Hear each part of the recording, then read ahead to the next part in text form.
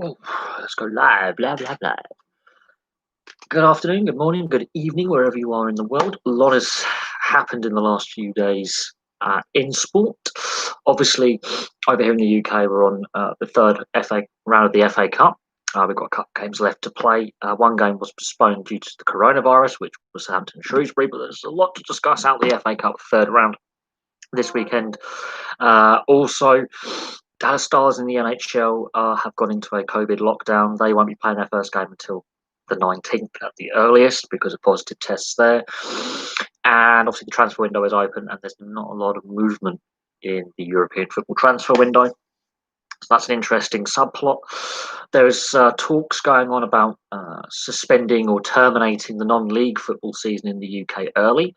So from the seventh tier downwards, they haven't played any games for quite some time, and the FA are in discussions with the non-leagues and their various governing bodies over terminating the season, null and voiding it, which will be the second season in a row that no season has been completed. So that's very interesting, considering we're only midway through the season. There is also talks and plans being put in place possibly to have the Lions tour to South Africa actually played in the UK and the South Africans come here. That's something very, very interesting, which may raise a few eyebrows amongst rugby purists, but it is a contingency plan that the organisers have in place. So that's going to be very, very interesting, and we can discuss that. And there's a few other bits and pieces floating around, like constant COVID breaches by several Premier League players who will be named and shamed. Carl Walker is a prime example of a regular breacher of COVID protocols. Man City have obviously been in the headlines recently for having multiple issues with COVID. We know that Derby County, yes, they lost to Chorley 2-0, but they were putting out their youth side and their reserve side because their starting squad was in lockdown. Aston Villa, likewise. We know Southampton's game against Shrewsbury's been called off. We know that some clubs have had several outbreaks, and we know that high-profile players did attend some Christmas and New Year's Eve parties, and it has resulted in a spike in COVID cases. So that's something to discuss. Obviously, Leeds being the big shock of the third round so far, losing 3-0 to Crawley Town away. Bielsa, obviously, he's a genius of a coach. Did he outthink himself? Did he get the tactics wrong? Too many changes? So that's something to discuss. The fact that the first time ever all third round ties were shown live, either free to wear or on free streaming on the FA website or even on BT Sport. So that's first. But there's a lot of things to discuss. So get your questions in. Obviously, the NRL season previews, I will be continuing with them in due course. There's not actually that many left. We're over halfway through the league now, so there's not many left to do. And we will wind them up over the next week or so. And also keep your eyes peeled for a Rugby League World Cup preview as well. I've got to go through the group structure. I might even get the whiteboard out of storage, but then again, there's a lot of information I've got to write down on the notepad. I'm getting the big A4 notepad out for this one because the way the group's structured in the Rugby League World Cup is different to rugby union football, with seedings and the lower ranked teams such as Jamaica and Greece having a different group structure to the seeded teams. So that's going to be an interesting to look at who will play who in the knockout stages and go from there. And some predictions for the World Cup because that is going to be interesting, but it's a long way away. We've got the Super League season and the NRL seasons to get through. First, there could be injuries, suspensions, anything could happen between now and October. So that's something to bear in mind.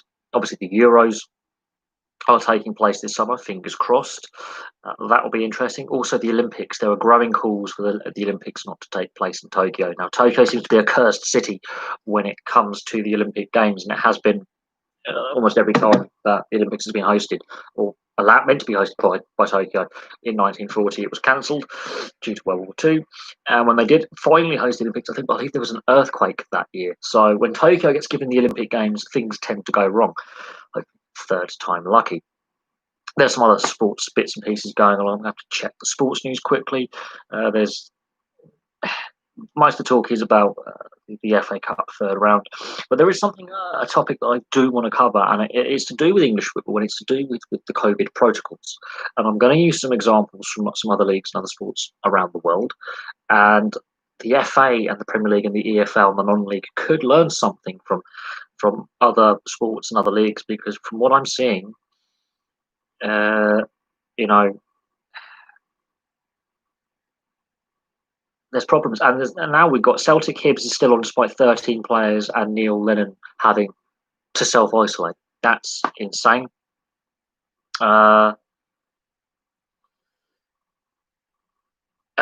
Spurs to play Fulham on Wednesday after Spurs versus Villa is postponed. And there's an article here. Is Elite Sport its final warning after continued football breaches? So football was letting the side down.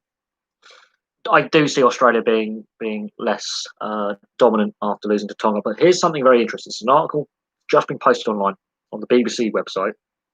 It's the first thing that came up on my phone. Coronavirus, is football on its final warning after continued breaches of rules and protocols? And I was going to raise this issue anyway. Images of players celebrating inside tightly packed dressing rooms in the FA Cup dominate the sporting agenda. Well, they've already had tests before they're allowed to play, so I can't see that being a problem. Crowds of fans going outside cup ties drew criticism and caught the attention of government ministers. On the back of players from all levels of the game apologised for various coronavirus rule breaches, the case forward to continue while the rest of the society's lockdown is coming under increasing scrutiny. Morally, with the situation we have in this country and worldwide, to keep doing what we're doing is a little bit of a strange feeling. That's Mikel Arteta. Now, he's a guy who's actually had COVID, so that's interesting. We know what we can bring to society if we're able to do it in a safe way. So he's saying some of the, guys, come on, let's do it right. Dan Rowan, who's written, Dan Rowan, who I can't stand as a journalist, he's saying that it is not quite in last chance saloon yet, but no guarantees. What is the background? Over the weekend, the UK passed the milestone of 8,000 deaths, including my uncle, who died over the weekend, since the start of the pandemic, and there is debate about whether England's lockdown restrictions should have been tightened even further. But some elite sport has been able to continue on strict protocols established in summer. Not all of them, by the way, because some elite levels of sport require a lot of fans in attendance to actually make a profit, and they could actually go bust if they play without fans. With several shock results in this weekend's FA Cup, players were keen to celebrate with videos in the dressing rooms. Here's the thing, right? They're criticising on social media that these players have been tested before they've even entered the ground. They have tested negative. They're allowed to celebrate. In my view, they're allowed to celebrate because they met the protocols outside, and they had tests before they were allowed to play. Hence why we've had some of these postponements and other things. There are also images of fans gathered outside Marine Stadium in Crosby, Merseyside. Merseyside police said the vast majority of people present were adhering to social distance measures, and those who were not were advised by officers. Right. More than 60 games in England have been called off this season, with Aston Villa's match against Tottenham on Wednesday, the fifth Premier League postponement. So there's a concern. Villa have run out of first-team players, basically. Players from Spurs, Fulham, Crystal Palace, West Ham and Manchester City were recently criticised by their clubs for breaking England's restrictions over the New Year holiday. Yep, the Women's Super League Arsenal stripped Aston Villa and Manchester City's home games with West Ham were both postponed after 5 players following trips to Dubai. So there's criticism of some of these playing squads going over to Dubai.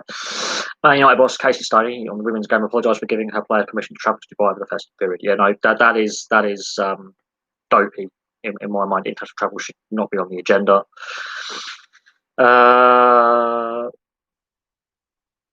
Scottish football below the Championship suspended for 3 weeks. It should be sensible to minimise contact. For already surging cases, 40 players and club staff are supposed to be in the first week of January in the Premier League.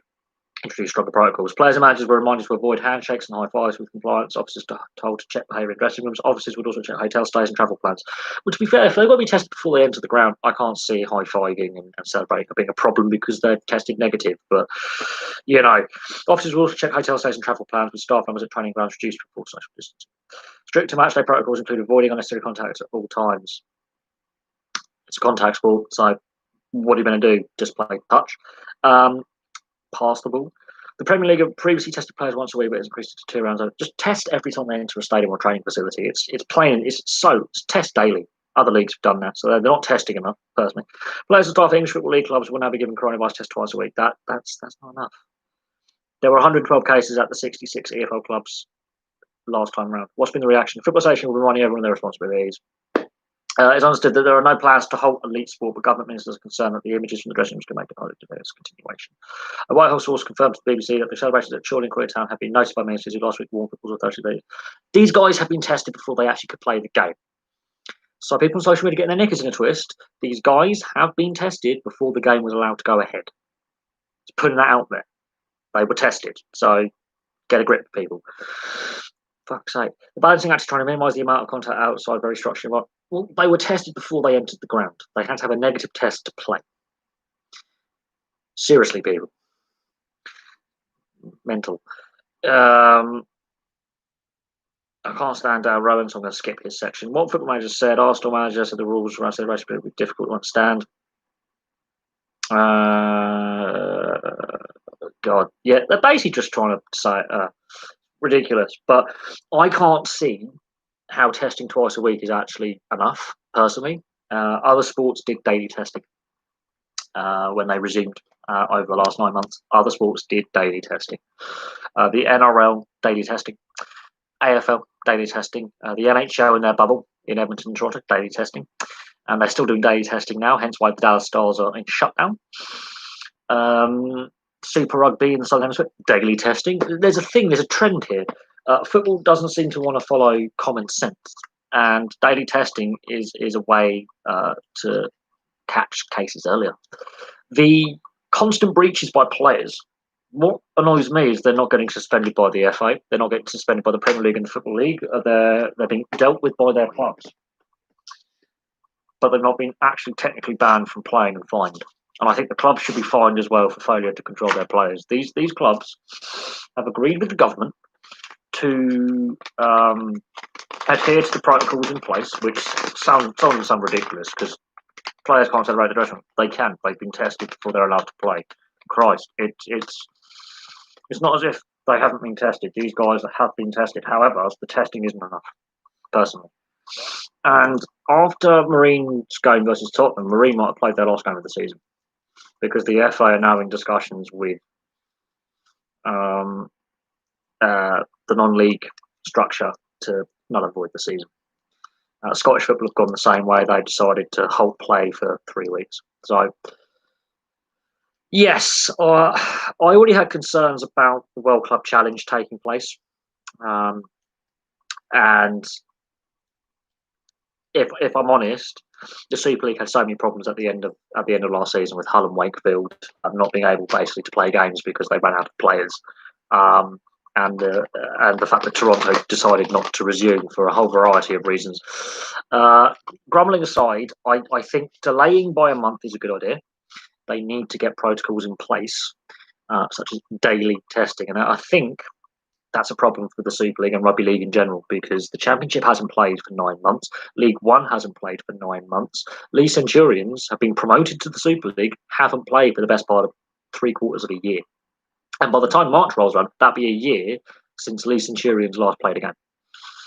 And they're going to compete in the Super League. They're going to go straight back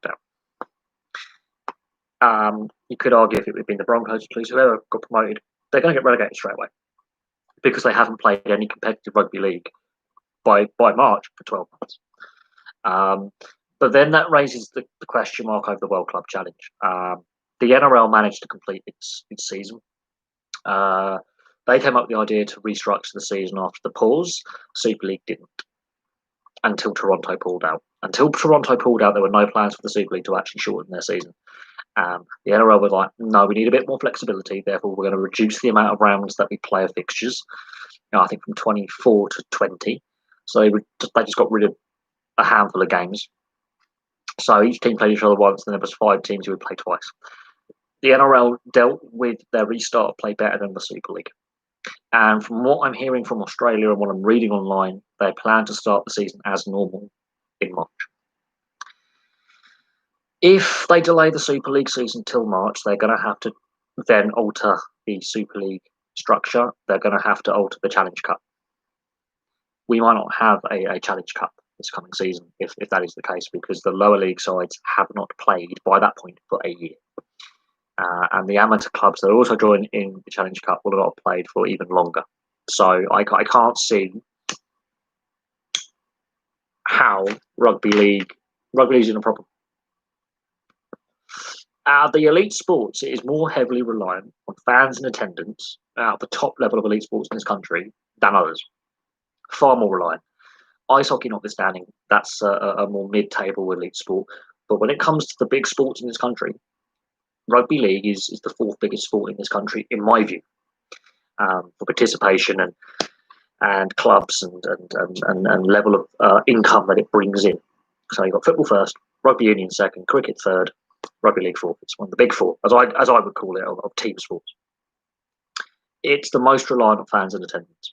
Cricket is also pretty reliant, but cricket has a better TV deal worth more money.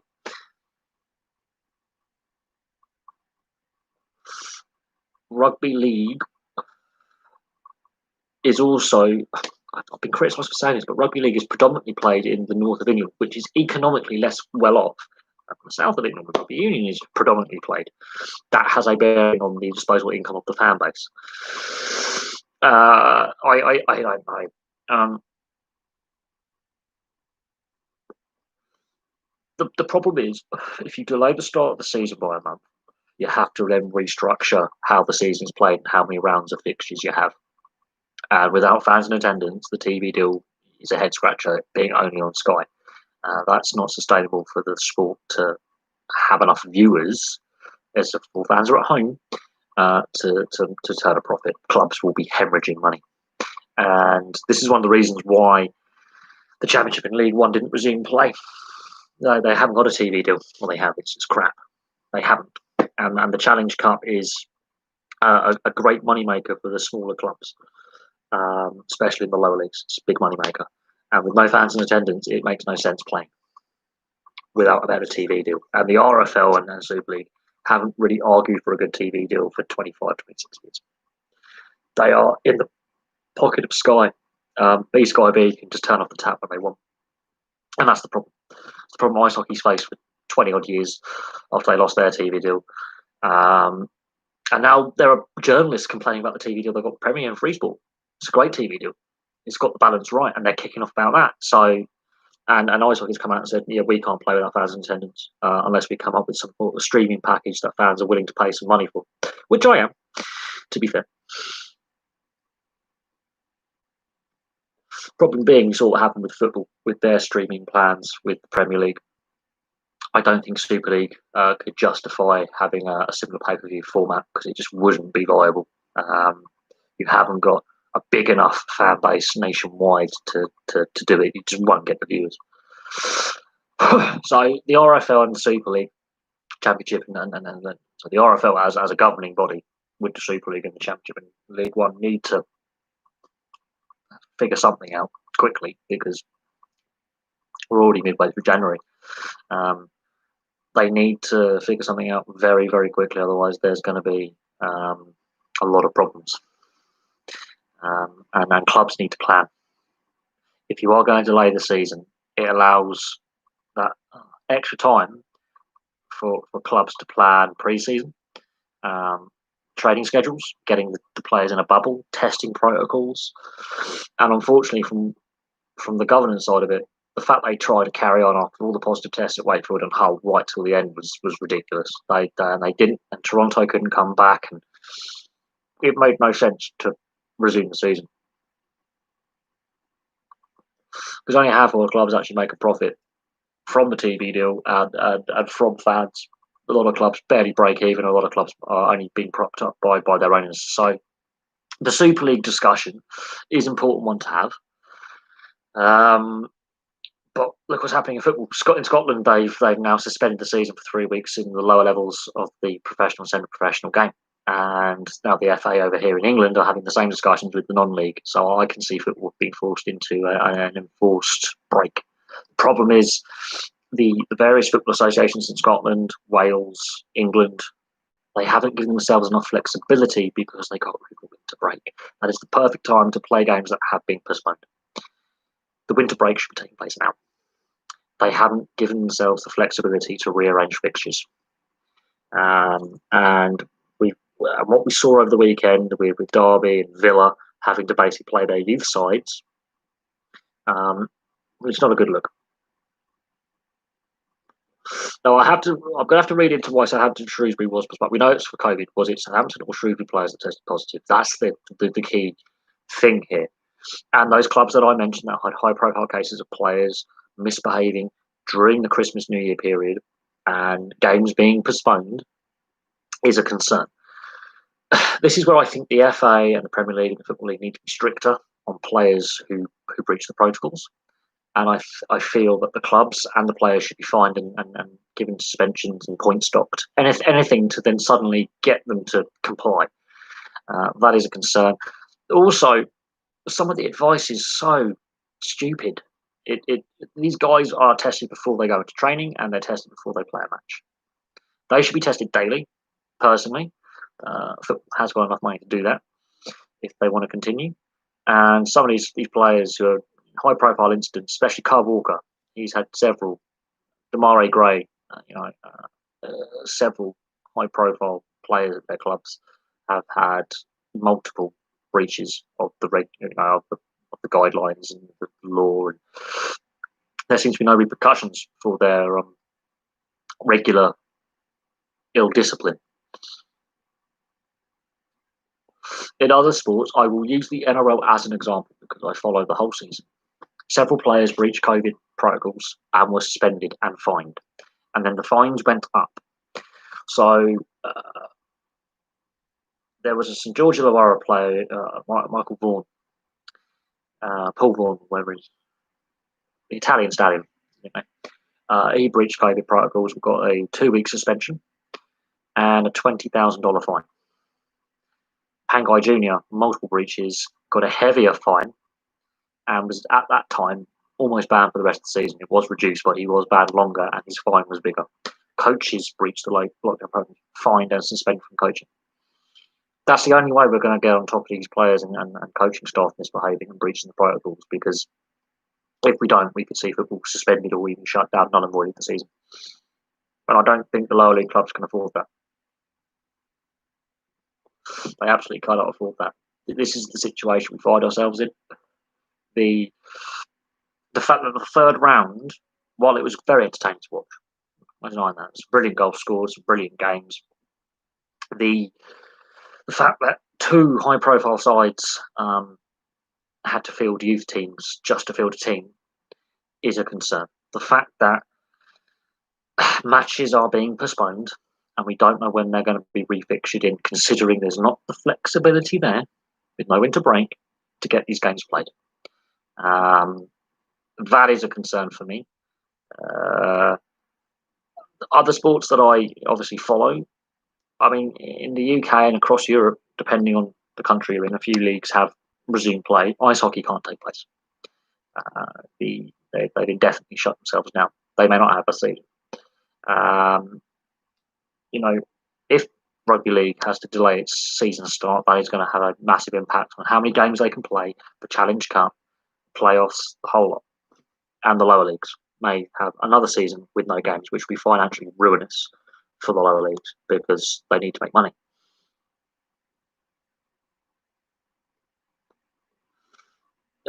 We've seen the cricket tour to South Africa was called early. They finished it early because of positive tests.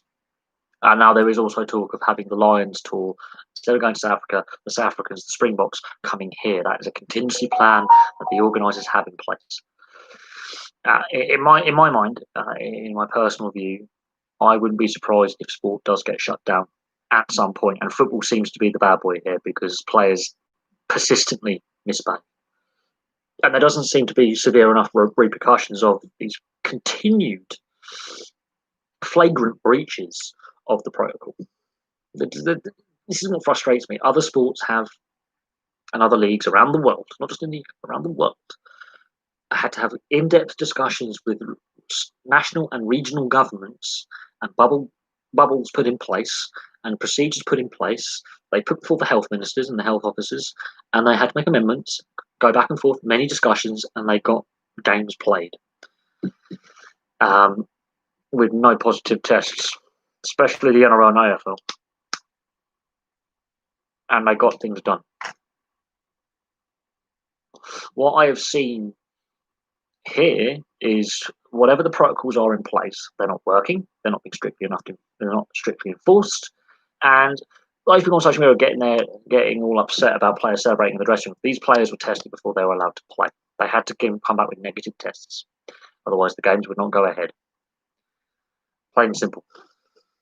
They had to come back with negative test results for those matches to take place. I have no problem with those players celebrating because they've already been tested before entering that dressing room, before entering that stadium, before entering play. Um, but with the players misbehaving off the field, that is the difference for me. These players entering dressing room. I mean, Marine AFC might not play another game this season. Their season might be done in January. I've looked at the Boxing Day fixtures onwards. The amount of games postponed on Boxing Day was horrendous. Every league was affected. Every league. That there is no in between. Every league. I mean, I think League One had 7 games called off on Boxing Day. 7. But and then I look at the non-league and I look at the National League and the National League North and South. There's one team on 10 points having played 10 games. Torquay, I think it's Dover Athletic have got like 10 points. The team at the top of the National League, Torquay, played 17, I think 18 games now. They played 8 more games than the team at the bottom. And there's already discussions about points per game and null and voiding the non-league season. The whole lot. Not just below National League North and South, but the whole lot, from the 7th tier down. And there's growing discussions between the FA and the National League structures of those 3 leagues to go, we're going to have to null and void the season or suspend play. And if you do that, clubs go bust. They're already playing without fans. It's already becoming financially problematic. They're relying on ownership or investors, sponsors to keep going. It's not sustainable. It really isn't. There has to come a point where either the players behave or the sport shuts down. And then we'll have another discussion with the TV companies about wanting a rebate on their TV package. And the clubs aren't happy about that. But until their players behave, this is the situation we're going to be in. And I can't. How football's got this so wrong, and the players have a lot of blame to bear here. The players are the ones putting the situation as it is, and the 5 clubs that have had multiple breaches of players misbehaving. It's not a good look. Patience is starting to wear thin in some quarters, and rightly so. Rightly so. And it cannot continue. It cannot. And when you're other sports like Rugby League going, we might have to delay the start of our season by a month. Clubs need to know. Rugby unions had multiple matches called off as well. I mean, Fiji in the Autumn Nations Cup had 2 games abandoned, and they had to forfeit because they had a massive outbreak. So,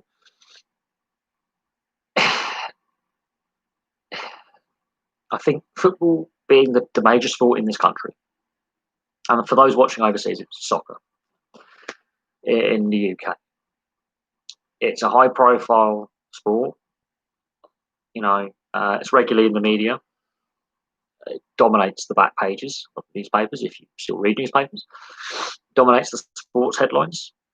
When you have so many flagrant breaches of a protocol in place in order for matches to take place, and they're breached constantly, the sympathy for the players and the sport starts to wear thin, especially at the top end of the pyramid, where the Premier League seems to be guilty of most of the breaches.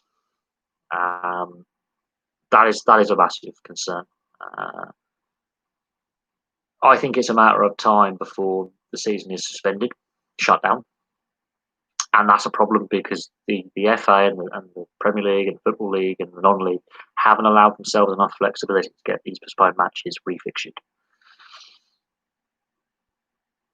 But until the players start following the protocols, and until the governing bodies start actually handing down suspensions to players who regularly breach and fines, their behaviour is going to continue. They're not being adequately punished, and they're just disregarding the information. These people are role models because they're in the public eye. If they can be seen to follow the rules, generally some of the younger members of the public may follow the rules more. It's not hard. It's not rocket science. It really isn't rocket science at all. But I do. It is interesting that the FA and the various football leagues haven't been overly clear in their protocols. And it's up to individual clubs to have their protocols while following the base protocols and then tinkering it as and when. I mean, Wolves, for example, have told players, you go to training, you go home.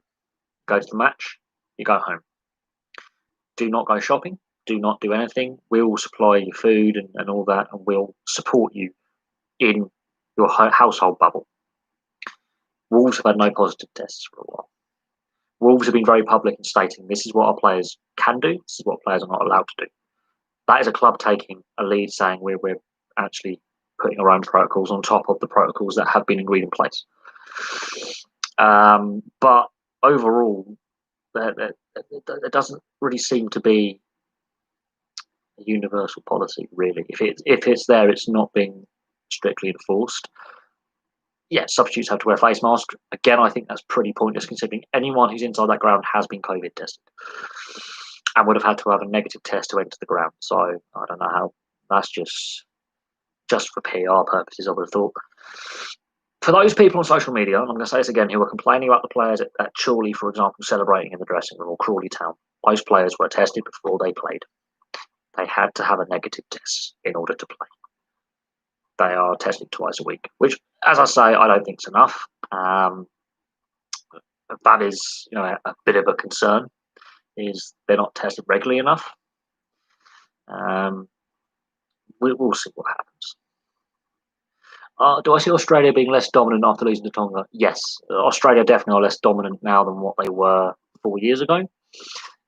New Zealand as well aren't as strong as they were 4 years. I think this World Cup could be very unpredictable in the Rugby League World Cup. Look to Tonga to be a very dark horse that could upset the established order. They nearly did it 4 years ago. I can see them doing it again. It's a very unpredictable World Cup, I think. And I will look into a preview of the World Cup, the groups, who plays in what group, how the group structure works, because it's a little bit confusing. And we've got new teams playing, new nations playing for the first time in Greece and Jamaica, which is a positive for rugby league. So that's something I can look into as well, and just go through the groups and go, right, who's strong here, who's not strong there. But I do think Australia are not as strong. They have shown some weakness. Key players in a leadership kind of role have been picking up injuries. There's a lot of young players coming through at the same time, which is a positive headache to have. It is. But I think England, New Zealand and Australia are pretty even going into this World Cup. I generally do. I think there's a few players who've retired since the last World Cup. There's some young players coming through. There's some other players who retired from representative rugby league, which then, this new crop of players coming through for the top nations, and Tonga encouraging more players who might have chosen to play for Australia and New Zealand to then play for Tonga, I think has benefited them as well. It's going to be interesting. What will be the teller is how the group stages go. And if Tonga can continue this momentum they've been building for the last 4 years, then yes, they definitely have a chance of upsetting the apple cart, setting the established order, and doing very, very well in this upcoming World Cup. But a lot can happen in the next 9 months. A lot can happen.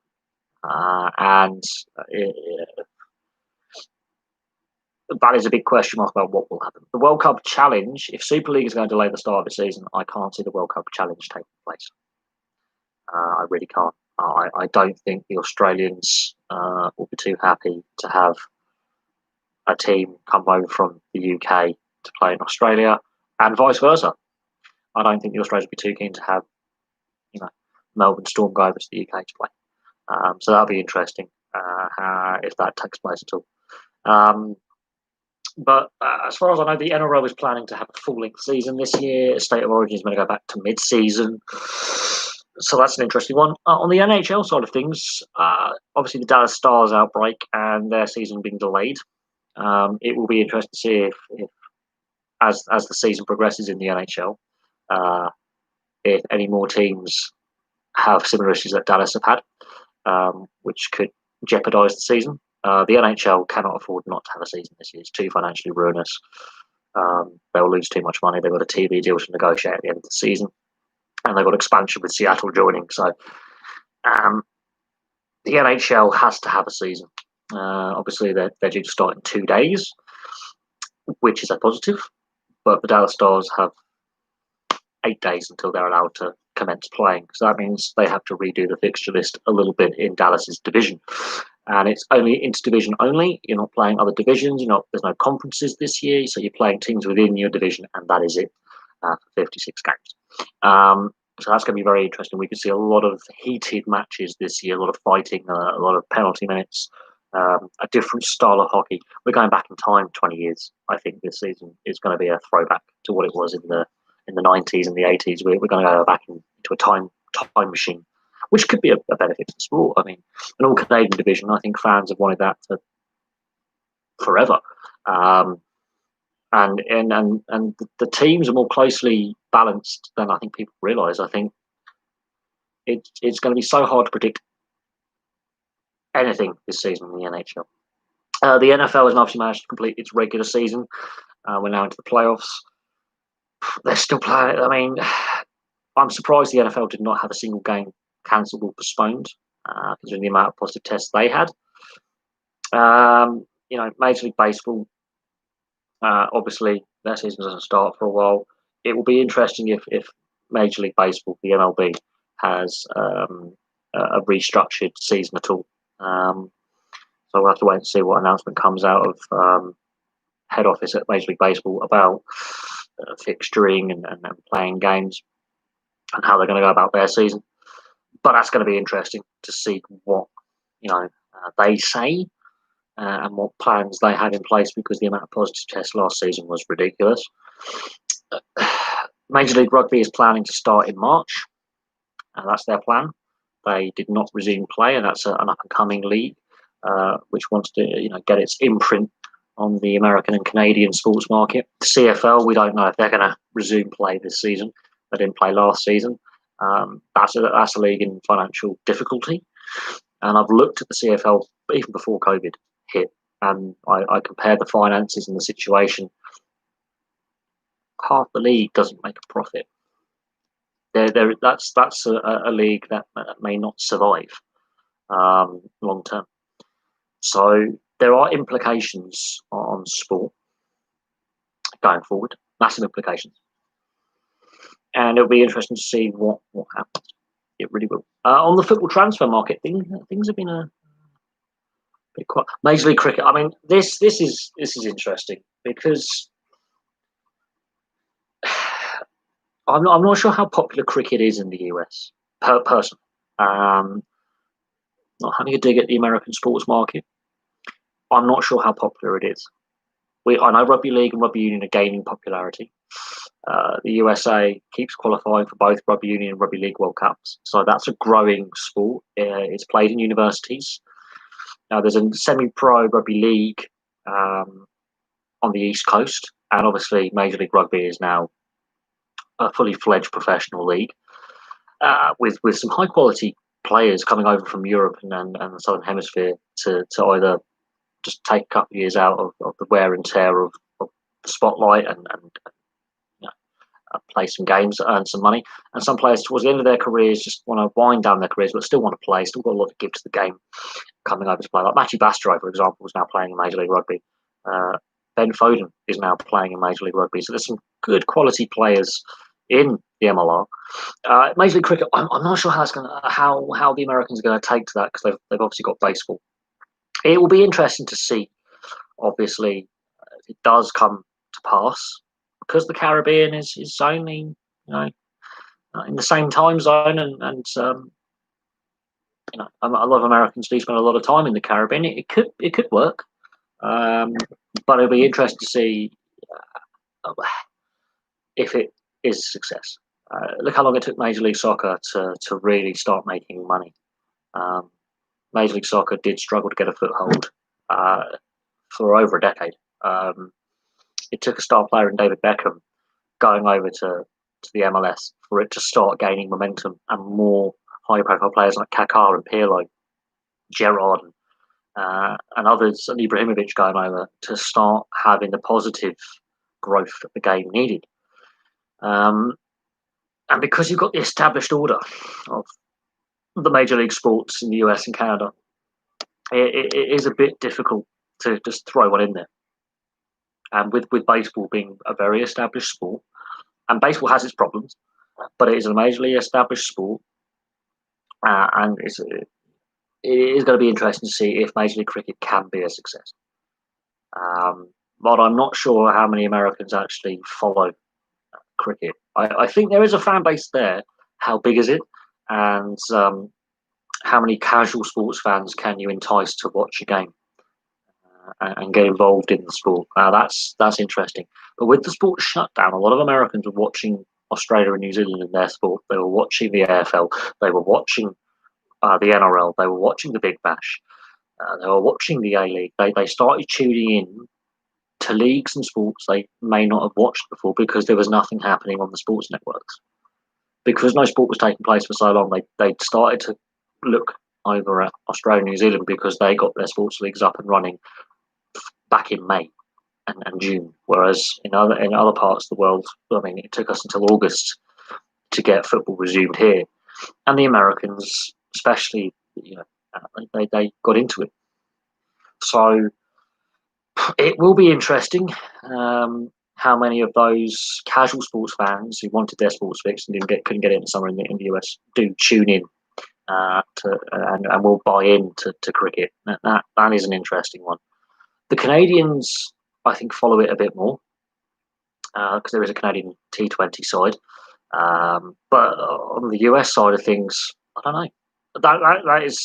That is something that I haven't really asked myself. And I haven't really had the discussion about with American subscribers or American viewers, and they leave comments and when they ask questions on live streams. I haven't really had that debate with them. In all honesty, that's not to say they're not fans of the sport, but the sport has to market itself correctly. It has to, try and get some big names to go over there and play. And of course, you've got centralised contracts, and that starts to create a problem. You've got the test scheduling as well, which will create a problem. And it will be interesting to see if it does work. It's a very saturated sports market in North America, so it's going to be very, very, very interesting to see how it all plays out in the end. Personally, I would think that's not to say it couldn't work, but at the same time, interesting concepts. I wouldn't have thought the US would be a good market for cricket per se, but that is not to say that it won't work. But you would have to ask American sports fans what they like. We know what the established sports are. We know the NBA, the Major League Baseball, the NFL, the NHL. Major League Soccer is now established and is gaining a foothold. Major League Rugby is now on the scene. You've got, they look at the XFL and the AAF and how they've basically failed to get a foothold because the NFL dominates American football. The CFL tries to expand into the US and it basically financially has ruined itself and hasn't fully recovered 20 years later. So it will be interesting to see if they can tap in to the American dollar. It will, but interesting point. It's an interesting question.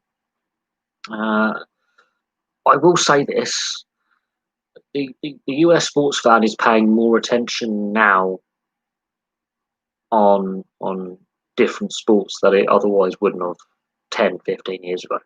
That is something I have noticed over the last decade or so. Is they are becoming more interested in rugby union and rugby league and the AFL in Australia. And I wouldn't be surprised if, with the legalization of sports betting in the US, which happened a couple of years ago, that, they are looking at other sports. It wouldn't surprise me. But there is an established sporting order in North America, and I can't see that changing. And it could be an expensive failure. We just don't know. But the US has strong links to the Caribbean, and of course the West Indies are one of the most entertaining cricket federations, and West Indian cricket is exceptionally entertaining. But it'll be interesting to see. It will. I have no doubt that it's an interesting discussion point we could have in a year or so's time if Major League Cricket is a success. But even then, it will still have to compete with Major League Rugby and Major League Soccer as a minor major league, if you know what I mean, if they're going to brand it as such. And these are more established, and there is more of an interest in these sports by the US sports market, really, and fans. I do agree. I think the NHL is in a position where it has to play this season, and it'll be interesting to see what TV deal they get. I think Major League Rugby, I think, could get a good foothold and a good following. We had the Ireland All Blacks game a couple of years ago at Soldier Field in Chicago had 100,000 people watching. So there is an interest in rugby league and rugby union over in the US. Otherwise, the Toronto Wolfpack wouldn't have been a thing, and the Ottawa Aces wouldn't be a thing. The fact that the Wolfpack became an expensive failure and the Ottawa Aces have delayed their entry into the English rugby league system, COVID's got a part to play in that, but other issues have a part to play in that as well. On the side of the established order, it can change. Major League Baseball is having problems. The NFL has had its scandals. The NHL, it needs a better TV deal in the US markets. It's a great product, but it needs a better US TV deal, and that's why they're playing this season. It's because of that TV deal and expansion in Seattle. The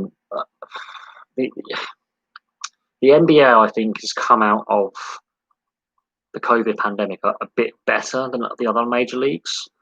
The major league that concerns me the most is Major League Baseball. Now, I'm not a baseball fan. I've made that clear many times. Doesn't mean I won't do videos on it. I won't discuss Major League Baseball. Major League Baseball is the league that I think is actually in a very weak position. It does not have a salary cap. There were threats of a player strike or lockout over the summer in negotiations on return to play. They kept coming up with ideas and length of season. Pro-rated salaries were on the table. And there was a breakdown in communication between the league and the players. How they got a season done, I don't know. But they're the only major league without a salary cap in North America. And that is part of Major League Baseball's problem. You also have to look at the history of the league and the history of labour unrest within that sport. Major League Baseball for me is a sport that is in the weakest position, ironically, out of the major four team sports. I think Major League Rugby, and Major League Soccer. Major League Soccer's now got its foundation and is growing. And Major League Rugby, I think, again, the success of the first season and then the success of the second season has left it in a healthy position. The third season, obviously, they just couldn't complete, but they are planning to come back in March. They've got a good foundation going forward. And a lot of universities are now playing rugby. So they've got a draft system in place. They've got things right in the locations they've chosen for the teams. They've chosen the right cities and the right locations, and they've got the stadium sizes just right. They're not too big, so you're not having massive empty stadiums. The stadiums are a lot smaller, and therefore, when there are empty seats, they're less visible. When you've got an 80,000 seat stadium and there's loads of empty seats, it's not good for TV. But when you've got a 5,000 to 6,000 seat stadium and 20% of the stadium's empty, you don't really notice it as much as if it's an 80,000 seat stadium with empty seats. So I think they've got it right. I think they've got the locations right, and they've got the overseas players right as well. There's a lot of European and Southern Hemisphere players playing in the Major League Rugby. So I think they've got the balance of that right. I think Major League Rugby's got a good, solid early foundation. Major League Soccer has finally started to gain traction and is starting to sell tickets, and it's now got an overseas broadcast deal. I've watched a fair bit of Major League Soccer on the telly. It's not actually that bad. It's not the same level as the Premier League or the La Liga or the Bundesliga or Serie A or even the French top flight. But I will say this: it's a decent standard. There's a lot of mistakes in there because the quality level is a little bit less, defending and goalkeeping. It makes it more entertaining. It's actually quite an entertaining product. People always go, "Oh, but it's not as good as the Premier League. It's a crap league." It's not the same quality level, as in skill and ability, but entertainment level is actually quite entertaining. I'm not going to lie, it's a very entertaining league. And the conference structure and all that does make it a bit more entertaining as well. The way the league structures is obviously different to the European style of just you play your opponent twice, promotion relegation. Obviously, it's a North American franchise format, but it's still a good quality watch. Um, if Major League Cricket is going to be a thing, it's already got two second tiers, what I call the medium tier of sports in rugby and European football to compete against that. Have stronger followings in my view. I don't know how popular cricket is in the US, if I'm brutally honest, because baseball has the major league is in Major League Baseball, and then the minors all across the country. It's a very popular sport in the same communities that cricket wants to target. It's very, very popular in the Caribbean communities with baseball. So especially the Latino, Hispanic Caribbean communities such as Dominica and things like that, which cricket wants to target because it's also popular in the Caribbean, but in the Afro-Caribbean community. And that's something where the NBA's already got that niche, and the NFL's got that niche. Major League Baseball's got the niche of Hispanic Americans, Latin Americans. So cricket could have a bit of a struggle getting the foothold it wants. But we'll see. We will see. But on the side of Major League Rugby and Major League Soccer, they are gaining ground on the top four because you look at the American sports fan base and they were watching the Australian and Kiwi teams play because they were the first leagues to start up. They did tune in when the Bundesliga started up. Every time you watch a North American broadcast, doesn't matter if it's NFL, NHL, NBA, they will be advertising European rugby, Australian rugby, and rugby league, and European football. They're advertising our domestic leagues on their sports broadcast. They'll have a little banner on NBC tonight or on ESPN tonight. Bang, you've got Tottenham, Arsenal. I mean, there was one game, I think it was Bournemouth, Southampton, or Bournemouth, Brighton was the game of the day on ESPN or NBC for that Premier League broadcast. And I'm thinking, Bournemouth, Brighton. I mean, really? That they've got into the FA Cup? You look at the sports ownership as well and the amount of American money, not just in football, but in rugby union, rugby league, there's American money investing in European sports and in European sports leagues, should I say. There's American money going in to the shareholders. There's American players. There is American money in European sport. And that's why I can see Major League Rugby actually growing and growing. The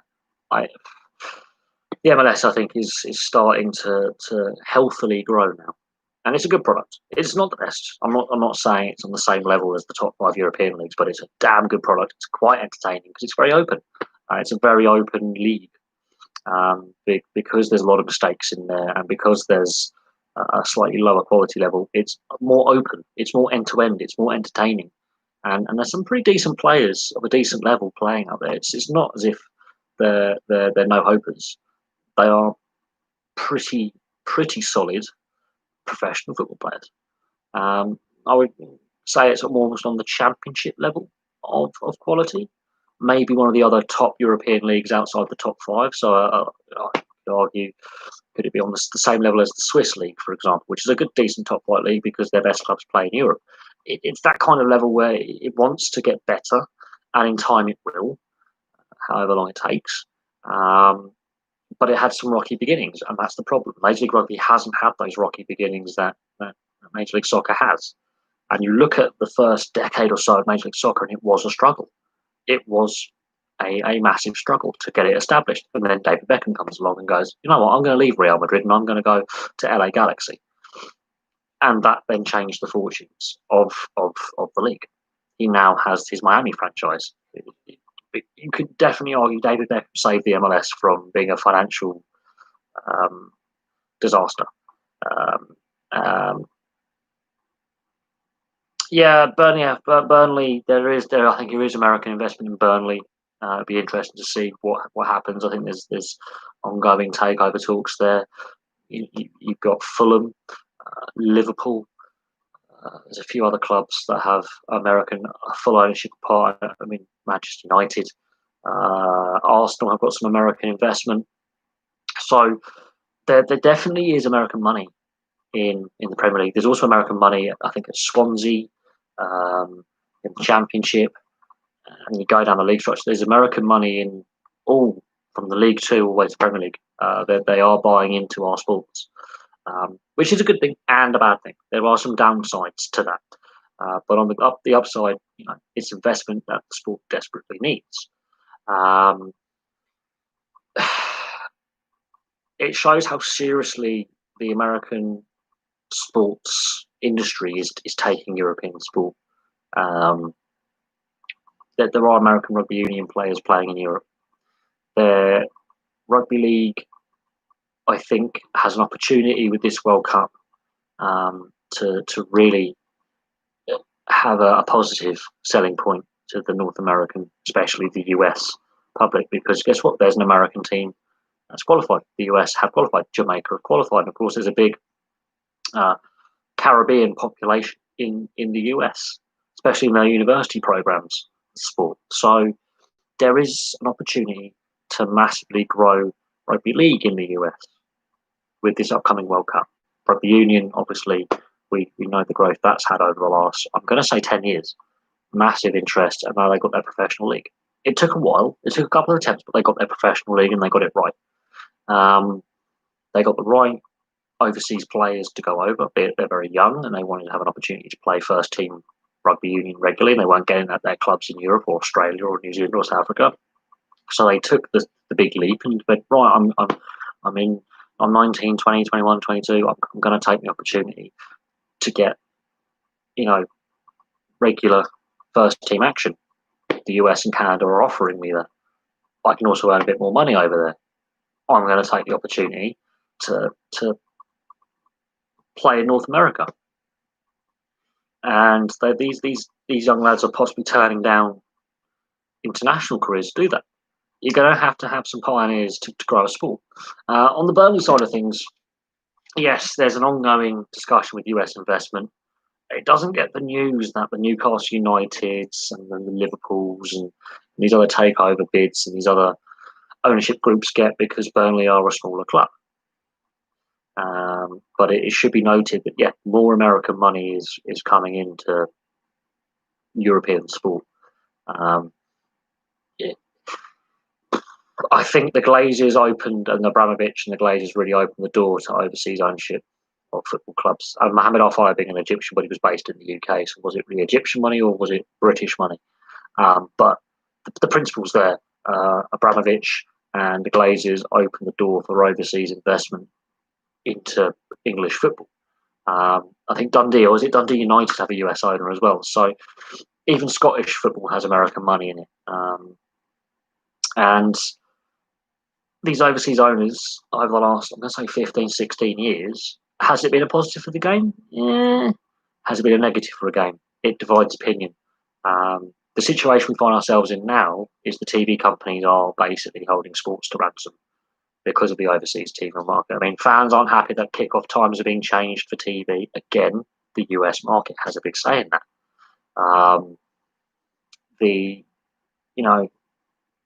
The style of ownership is different because they have a franchise system in the US. We have a club system in Europe, and the way an American owner would run a sports team is very different to how a European would run a sports team. Especially if you go in continental Europe, Italy and Spain, Portugal, it's a sports club. When I say sports club, multiple sports are played under the same club banner. So Barcelona has a rackets club, has a tennis club, has a swimming club, has a cycling club, but it's famous for its football club. TPS in Finland is more famous for its basketball than its football. It's actually more famous for its ice hockey than its football. And bandy, which is a Scandinavian sort of similar to hockey, field hockey and roller hockey and ice hockey, bandy. Check it out. Bandy's actually quite interesting. But TPS in Finland is a multi-sports club. It just so happens its two most successful sports are bandy and ice hockey. But it's also a football club as well. People don't realise that. And it's a community club. The members own the club. they elect the club president. I'm just using examples of teams that I know. Whereas in the US, it's a franchise system. Yeah, Wimbledon, MK Dons, that divisiveness again. There was issues with the stadium. The club's fortunes were declining. They weren't the team they were in the 80s and the 90s. They were a Premier League side. They got relegated from the Premier League, and he relocated the team, and it didn't go down well. I think the Glazers and Abramovich and co all noticed this, but Abramovich is a European, so foreign European ownership is different because of how football, obviously being being the most popular sport in Europe, works. But yeah, a US owner not quite understanding the European sporting mentality, and yeah, it has happened in ice hockey, but in club, it's happened in rugby union a little bit where clubs have relocated where they play. But when it comes to club football, yeah, that was a big blunder. Yeah, it's more the culture of the sport, sporting culture. It does differ from country to country and continent to continent. The US style is franchise based, so the owner can sell the team and the team can relocate. But in order to do that, there has to be an ownership vote. So let's say, I forget. Let's have a look at the NFL, the NHL, and Major League Baseball and Major League Soccer. If they want to move a team, the owners have to get together and have a vote. It has to be 2/3 majority in favour of or against for a decision to be made. And yeah, the MK Dons Wimbledon AFC Wimbledon saga that didn't go down well. And when the clubs meet, it's a very feisty encounter. There's no love lost between the fans. I mean, Milton Keynes does deserve a professional football team. It's the right size location. It's surprising never had a professional football team until.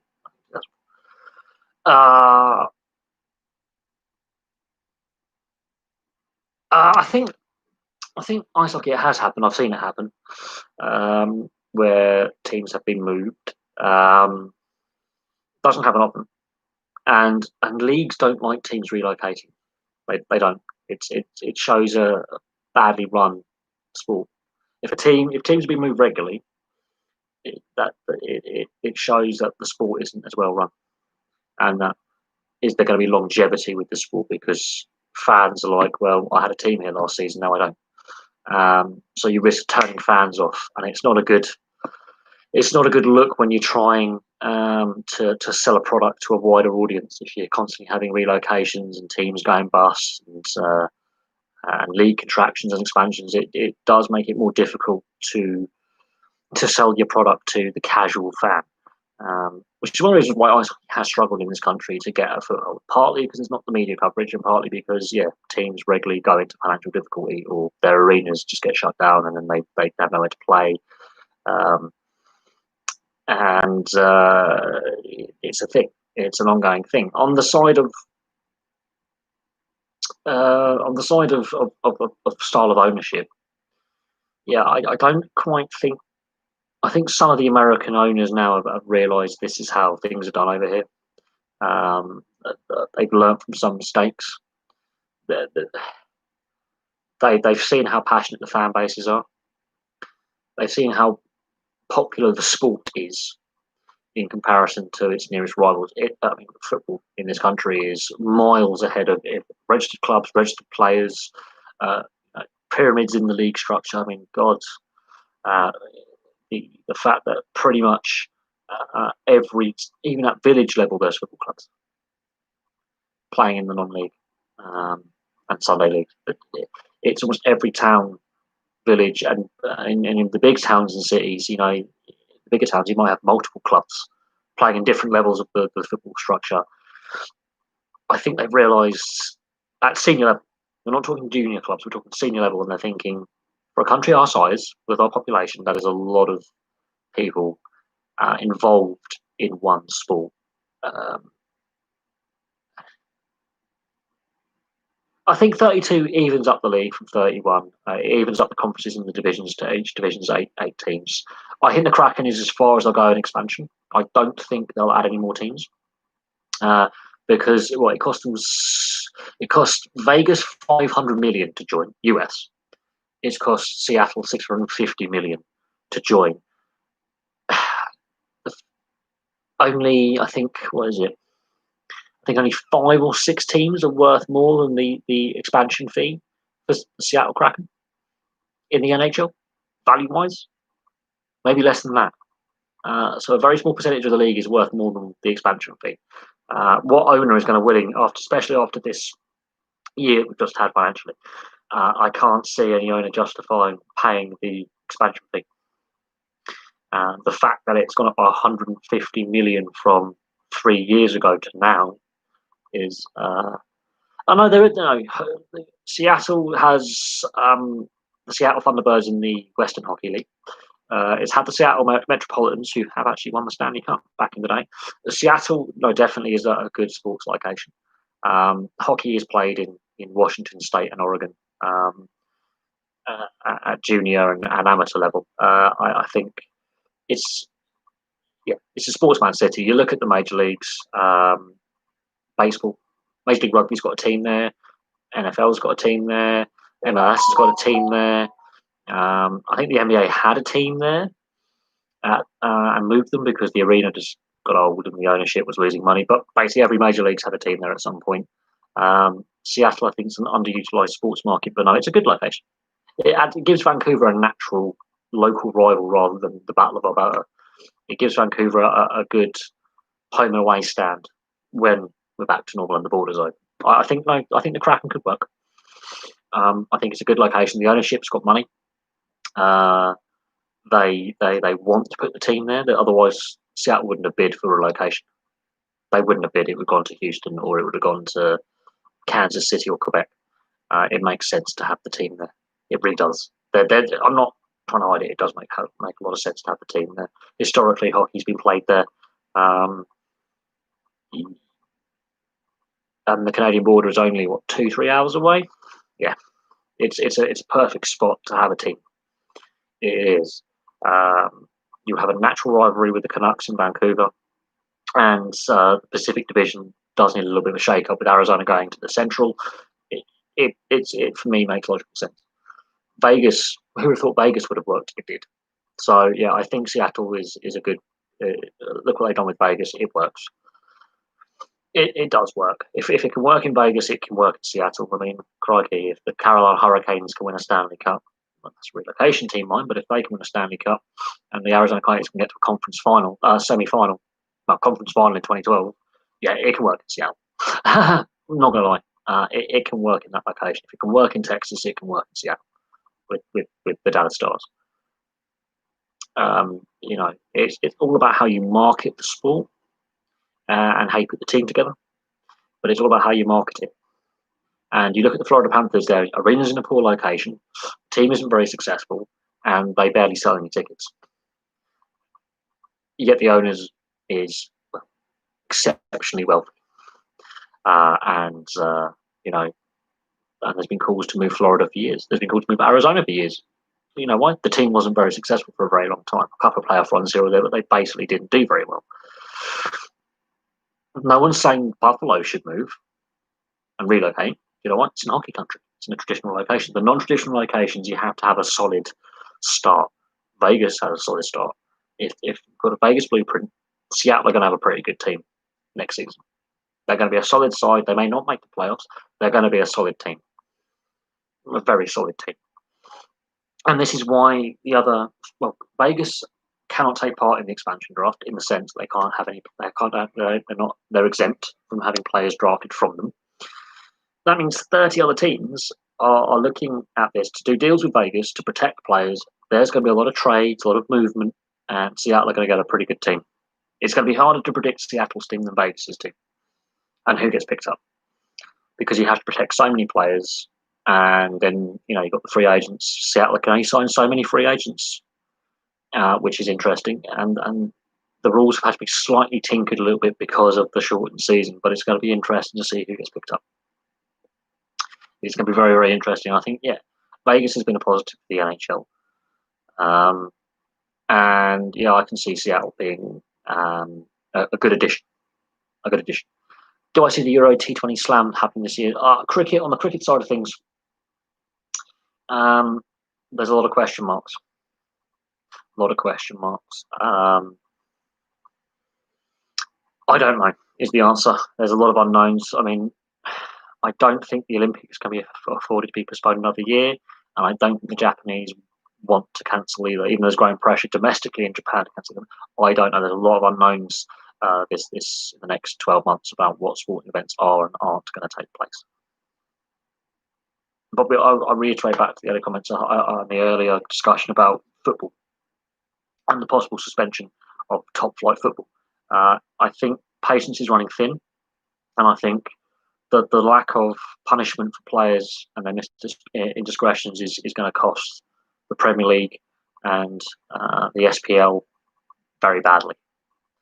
And especially Scottish football cannot afford a shutdown. It's lost too much money.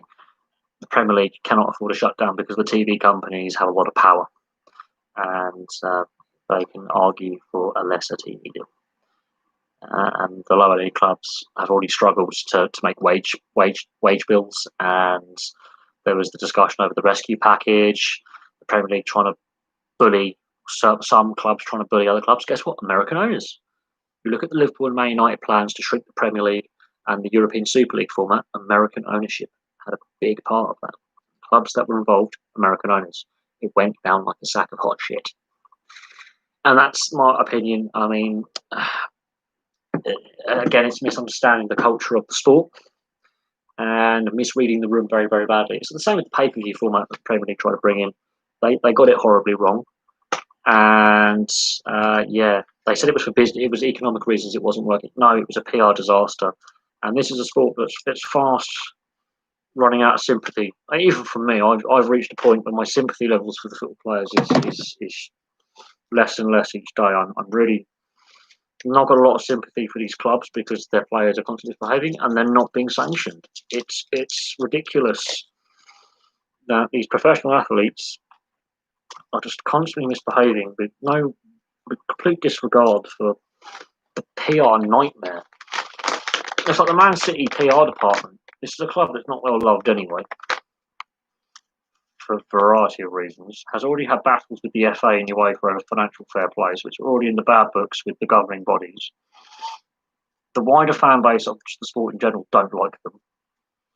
And when fans were allowed in attendance, they struggle to fill their stadium. They have to pump fake crowd noise in to create an atmosphere at the Etihad. A lot of fans, since the takeover by the Mansour Group, even though there's been a very successful period for the club, don't go to games, partly because they can't afford to. And then you look how their players are behaving or misbehaving, and it's not a good look. Man City are a PR nightmare for the Premier League. PR nightmare. And then the nightmare that was, we're going to furlough non-playing staff, and then the players not taking pay cuts or wage deferrals, because you can pro-rata and defer salary, you'll get your money, was a bad look for the football as well. It's a sport that has a habit of self-harming itself daily. And the negative headlines coming out of players misbehaving and breaching lockdown protocols, and then matches being called off because of COVID outbreaks linked to these lockdown protocols being breached. People are running out of patience. So when people are saying, oh, do you think this sporting event will take place? I don't know. Because football is damaging everyone else, I don't know. And other elite sports just want to get back going again. Entertain us, the fans, give us the general public a little bit of, an escape from the dreariness that, the world that it is. And football is letting down sport yet again. And unfortunately, it's a repeating theme. It's a repeating, ongoing theme. I do think the online social media reactions to the players celebrating at the FA Cup, especially Chorley, is over-egged. I think that these players have been tested, as I keep saying, before they were allowed to play. Any positive tests, the game is probably called off. They were tested. Let the players have their moment. Jesus, we've got to have some humanity, please. They've met the protocols. It's not a problem. I think people are overreacting to that, but I do think players outside of the match day bubble or the training bubble, Carl Walker. I'm going to use him as an example because he's had multiple breaches. How has he not been suspended by the FA for bringing the game into disrepute? How has he not been heavily fined? Because this is a repeat offender who is bringing the game into disrepute and causing problems and a massive PR nightmare. It's just not acceptable. Well, can you explain why the NBA are in a tricky situation? I don't follow the NBA per se. I've done videos on the NBA for various sports history videos and looking at the league and all that. But why is, at the same time, that's not necessarily a tricky situation. That's a pretty logical thing to do with that's America. You just have to look at their president, the current US president. I mean, on the side of the NBA, the fact that the players, when they were asked, and I'm saying this, when after the last season finished, the players were asked what their views were about playing in the bubble, and this is the NHL as well.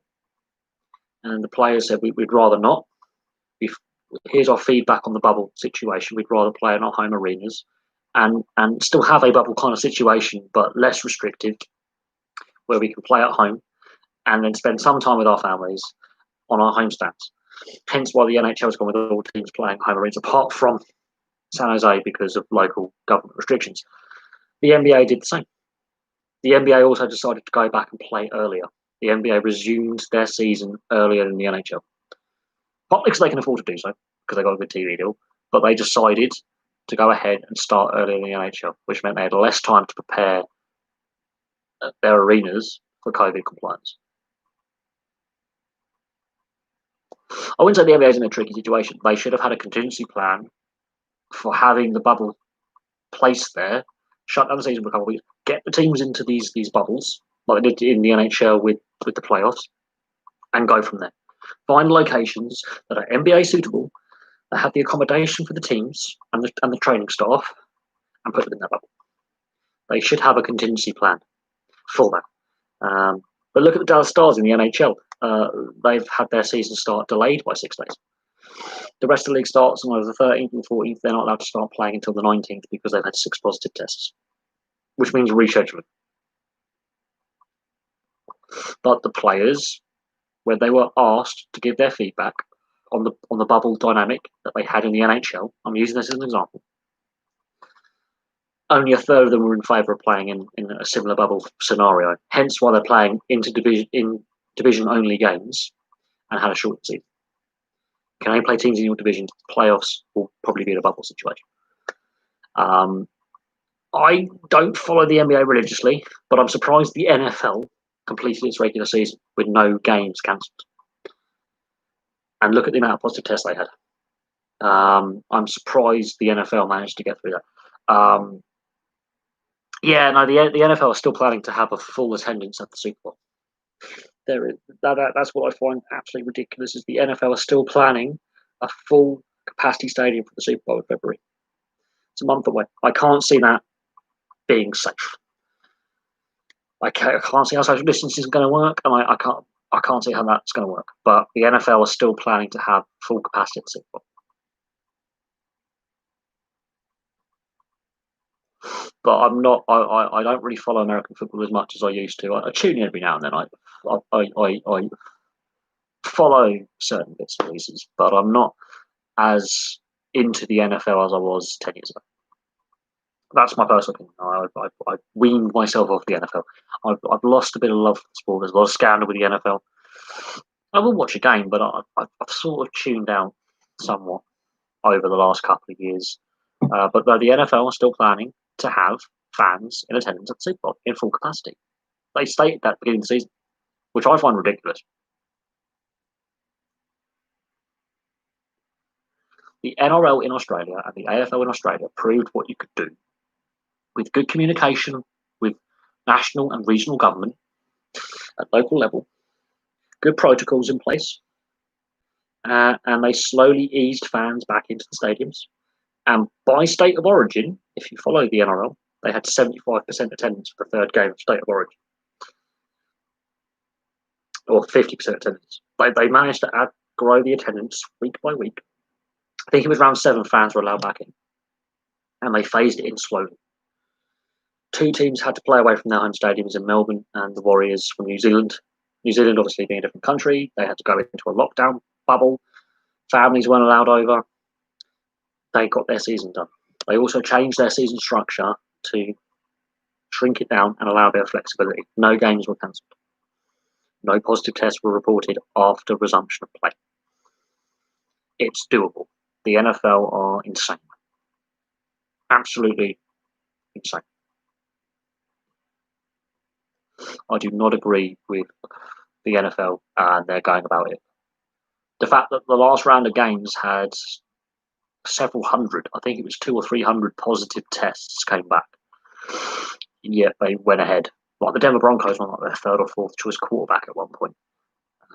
It was, they had a guy from their training squad who hadn't played a competitive game since college for 2 years playing quarterback. That shows the mess that the NFL got itself in. And then you look at Major League Baseball and the amount of positive tests they had. And you look at Major League Soccer and teams having to pull out. The US side of things is a mess. I fear for the NHL. I do. I also have concerns, my genuine concerns about the NBA. I do. They must have a contingency for the bubble situation. They have to. They cannot go into this without the bubble biosecurity protocols, like what they did in the playoffs, being there.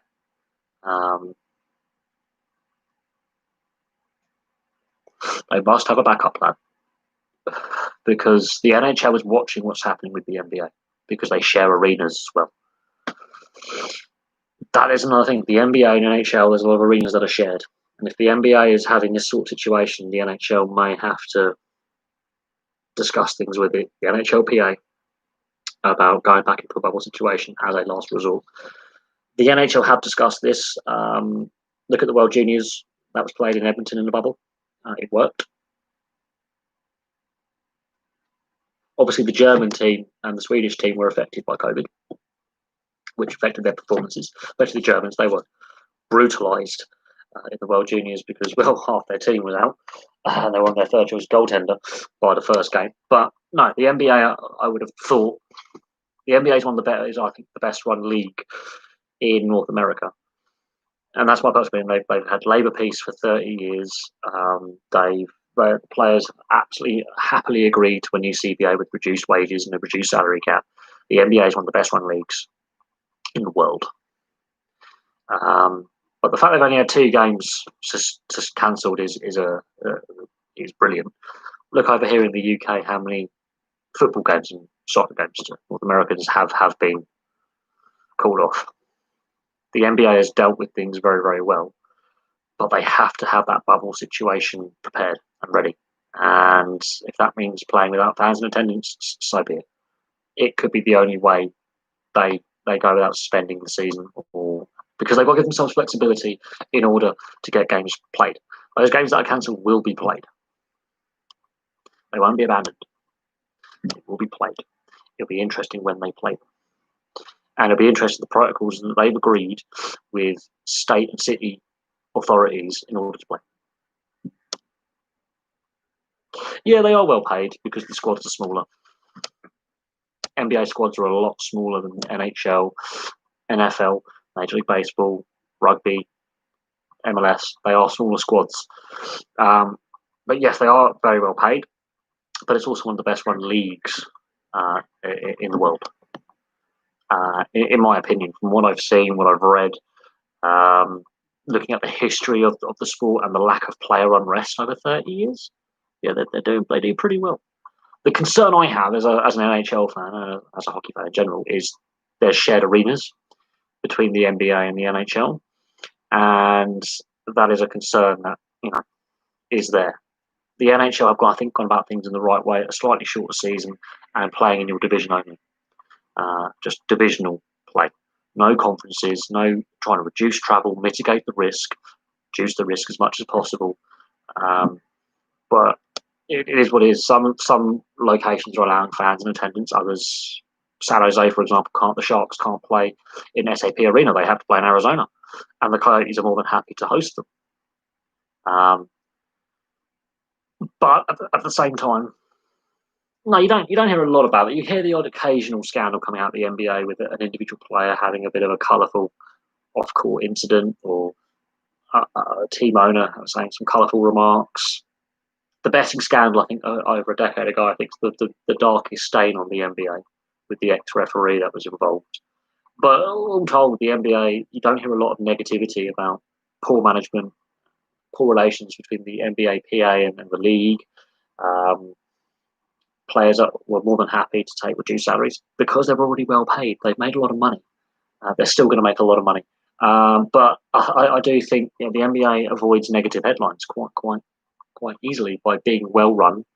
Even the Memphis, is it Memphis Hornets? The Hornets or the Memphis Grizzlies, like the worst team in the league, still worth $1 billion. Still makes money.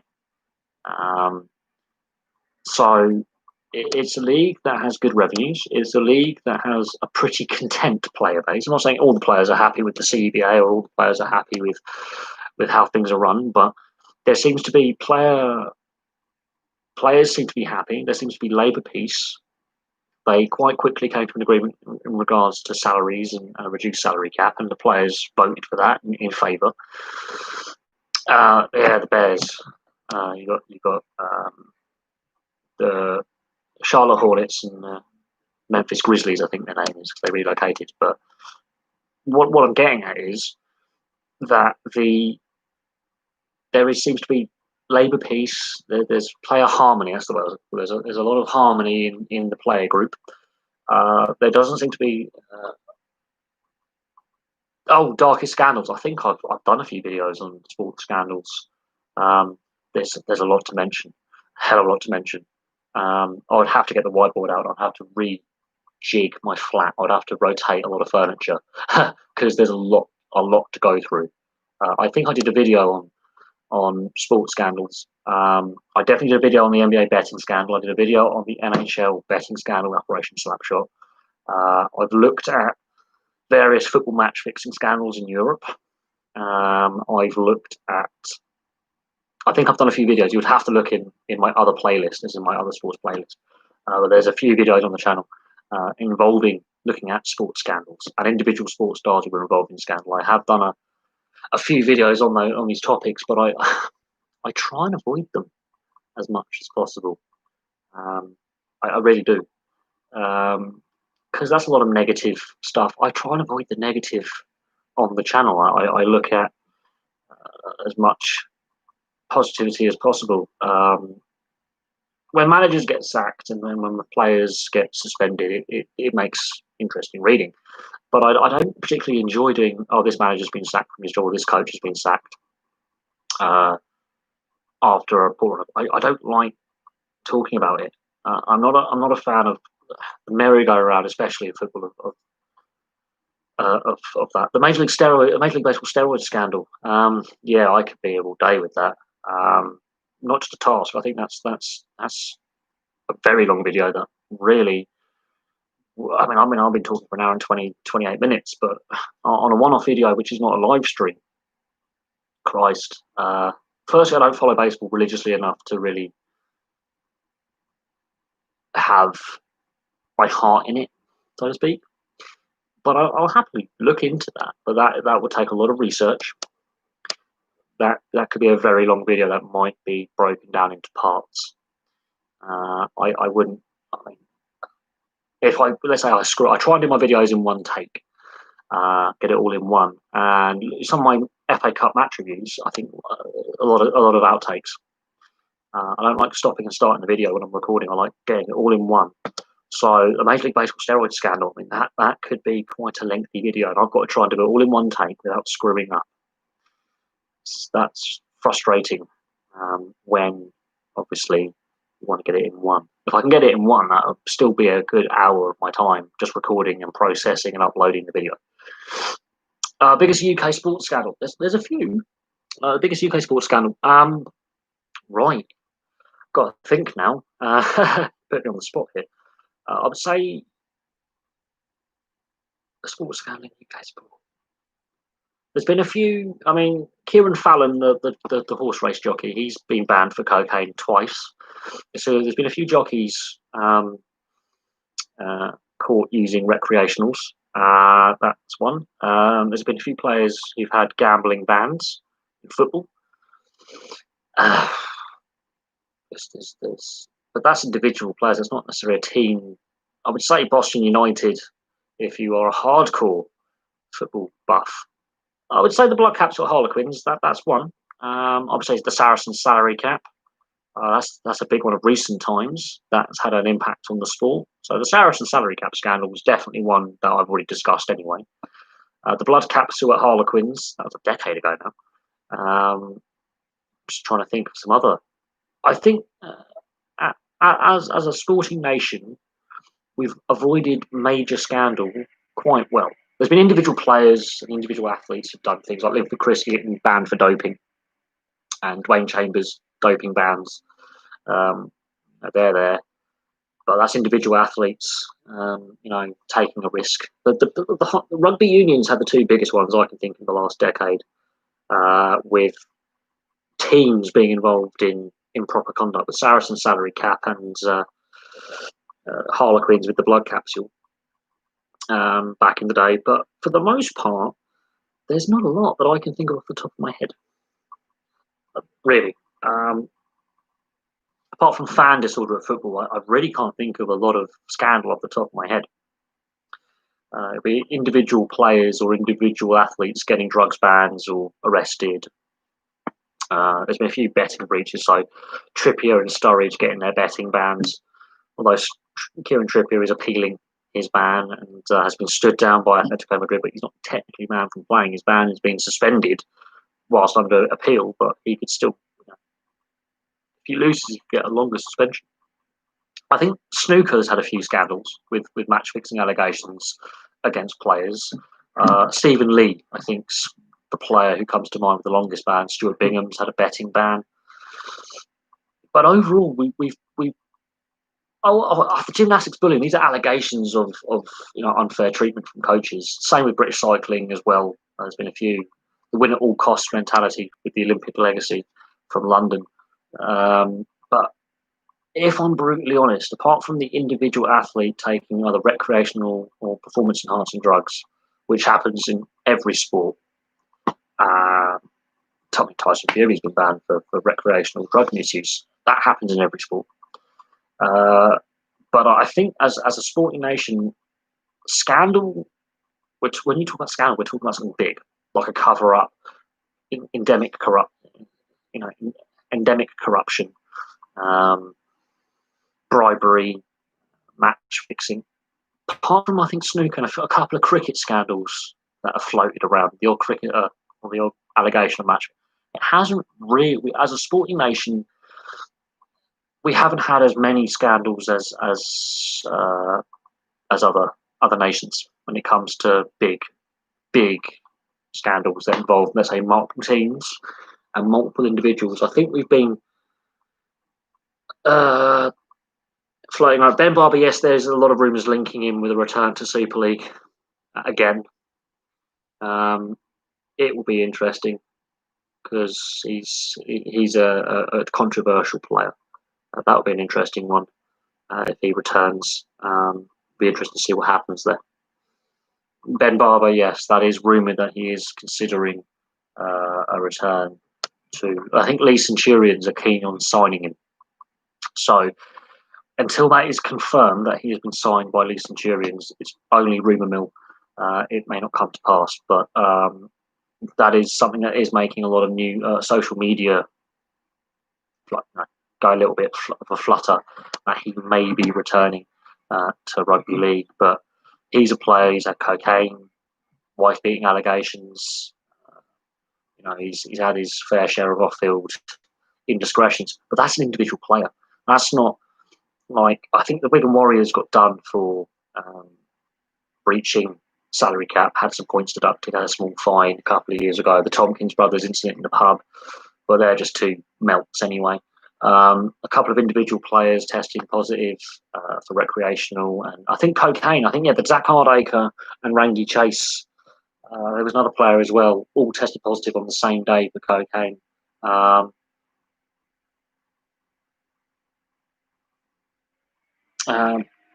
is what. This is why I find it funny that the Leeds Centurions were selected over Toulouse and Featherstone and the Broncos and the Sheffield Eagles, for example, to join the Super League after Toronto's expulsion. That was a head scratcher for me. Yes, they've been in the Super League before, but they weren't very good in the Super League. They were not great at all in comparison to what the Broncos gave it a good go and came up, I think, just a points differential. I think they had a game left, or they went down the last day of the season. Points differential good for them. So I can see them going up and going back down. Personally, I don't think the Leeds Centurions have got enough financial stability to stay up. You could say that the Bradford Bulls constant administrations is another scandal. How the Bradford Bulls are one of the most successful sides of the 90s and 2000s in rugby league have ended up in a situation they're in where they don't even play in their own stadium. They've been in administration at least 3 times. They were close to liquidation, and they're on the verge of going out of business. Widnes Vikings going to administration a couple of years ago. Not really a scandal, although they got themselves in financial difficulty. Not as anywhere near successful as the Bradford Bulls, but Bradford Bulls and their financial mess is really interesting. Trying to think of some other scandals now. Make me think. Bury going out of business and Macclesfield going out of business in the last 12 months. The Bury situation and the Football League and the way they dealt with that is a scandal in itself. That as a club going out of business because of the way the ownership and the fact they won League Two, got automatic promotion and couldn't start the season. The way the Football League handled that last August was shambolic. Same with Macclesfield, how they handled Macclesfield last season, shambolic. There's no excuse for the Football League's handling of that situation. I think it's a difficult one when you say sports scandal, because when I say sports scandal, for me it involves multiple participants, possibly multiple teams and multiple individuals. But and also to be a scandal, it has to have a negative impact on the sport in question. When an individual gets caught doing steroids or recreational, Zach Hardacre comes to mind. That's an individual screwing up. That is an individual screwing up, in my opinion. But what happened to Broncos that should have been in the competition? Yeah, no, that's my personal opinion. Broncos were the last team to play in the Super League that were in the Championship before Toronto's promotion. For me, the Broncos were my first choice to lose because they were top of the Championship, even though they only played like 5-6 games. Should have been the second choice. Leeds Centurions, I think one of 6 or 8 teams that put forward a proposal to join the Super League. Now, whether the Super League actually reduces the salary cap, be interesting. Do I subscribe to any sports channels or sports apps? I subscribe to several sports YouTubers, and the only sports website I subscribe to is the NRL, NRL.com.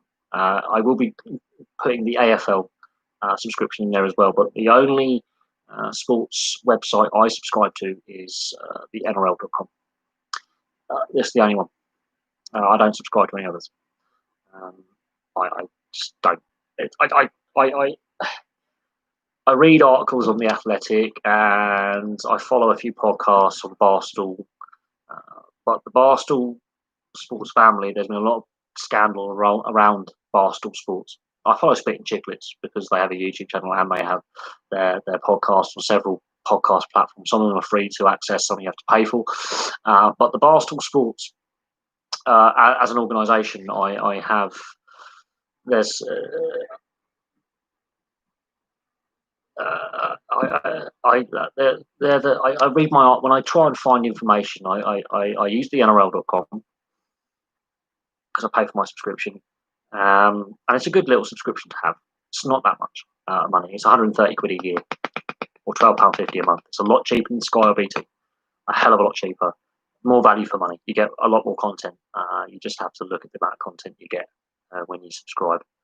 You get a lot of different programs as well. More than just the matches. You get NRL 360. You get podcasts. You get highlights packages. You get Fletch and Hindy, they're just hilarious. You get documentaries, you get a lot.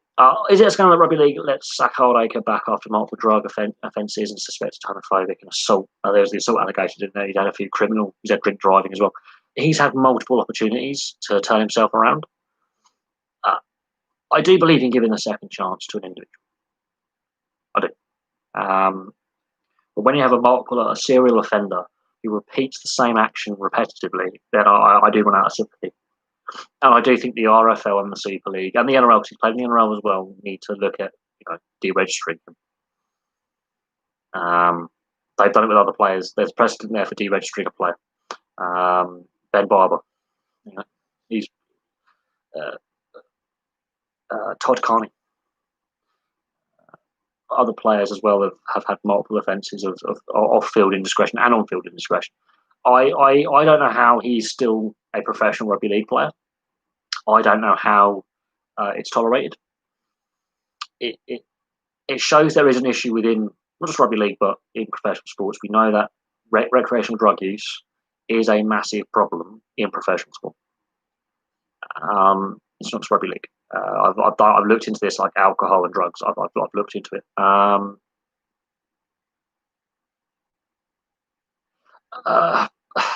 I think it is a bit scandalous that he's been given so many opportunities and he keeps screwing up. And it is a bad image for the sport, which is again why it has a limited fan base. I suppose its willingness to allow players multiple chances of redemption after consistent misbehaviour and consistent negative, because it's a PR thing. You've got to think of the PR side. You want to sell your product, and when you've got a player like Zach Hardacre, he's a very talented player. There's no denying his skill level, his talent, and what he can bring when he's fully fit, fully focused. Unfortunately, that's not a lot of the time. His time at Penrith, he was hopeless. A couple of years back in the NRL, he didn't play very well. And you look at his drugs ban. Look at his drink drive conviction. You look at the suspension he got for the homophobic abuse. You look at his assault allegations. These are negative headlines in a sport that wants to grow its appeal.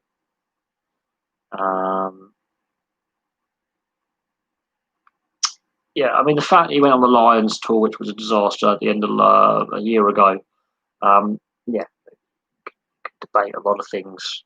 He's not the only player to have multiple chances within rugby league. We're talking NRL and Super League. He's had his fair share, though. I personally, I don't know. I think as a player, he's an enigma. I think his best days are behind him. He's like Gareth Hock. Gareth Hock, I mean, how the hell is he still a player? How has he not been deregistered and banned for life? He's not. Zach Hardacre is not the only player to have the negative. But it's been 3 or 4 years of just constant negative headlines with Zach Hardacre and constant indiscretions. There's clearly an issue there with the player, but there's also an issue within the culture of the sport. And I raised this at the time he got his drugs ban, all those years ago, 3.5 years ago. I'm raising it now. He run out of chat. If I was an administrator, if I was, I'm saying this as a sports fan, but if I was, an administrator, the governing body, I would have given him a lengthy ban, if not banned him for life, a long time ago. That's my opinion. People disagree with that. People believe in second chances. He's had 4 or 5. That's my personal opinion. He was given a second chance. He served his drugs back. Fair enough. Hasn't learned from it. He's had multiple opportunities. And this is where you want to look at his agent. Those people advising him. The clubs he plays for. It's the same with Israel Folau with his social media comments. He was told, very uncertain terms, start the season If he breached, did anything on social media, he's done. His contract is terminated, and Catalan are getting heavily fined. Lo and behold, he kept his mouth shut. And Israel Folau is again a very divisive figure, and he's got supporters and he's got those against him. But in my opinion, I think Zak Hardaker is a bad individual. But I wouldn't say it's the biggest scandal. I think, yeah, individual, he's one of 3 players caught that day abusing recreational drugs. The fact that it obviously undermined his team in the grand final and cost the chance of winning silverware, yeah, I would be pretty pissed if I was his teammate. But it does show a negative culture within the sport of rugby league and within the wider sporting context, because it's not just rugby league that has a recreational drug problem. There was an article, I think last year or 2019, about a year and a half ago, that alleged that multiple football players who are internationals were abusing,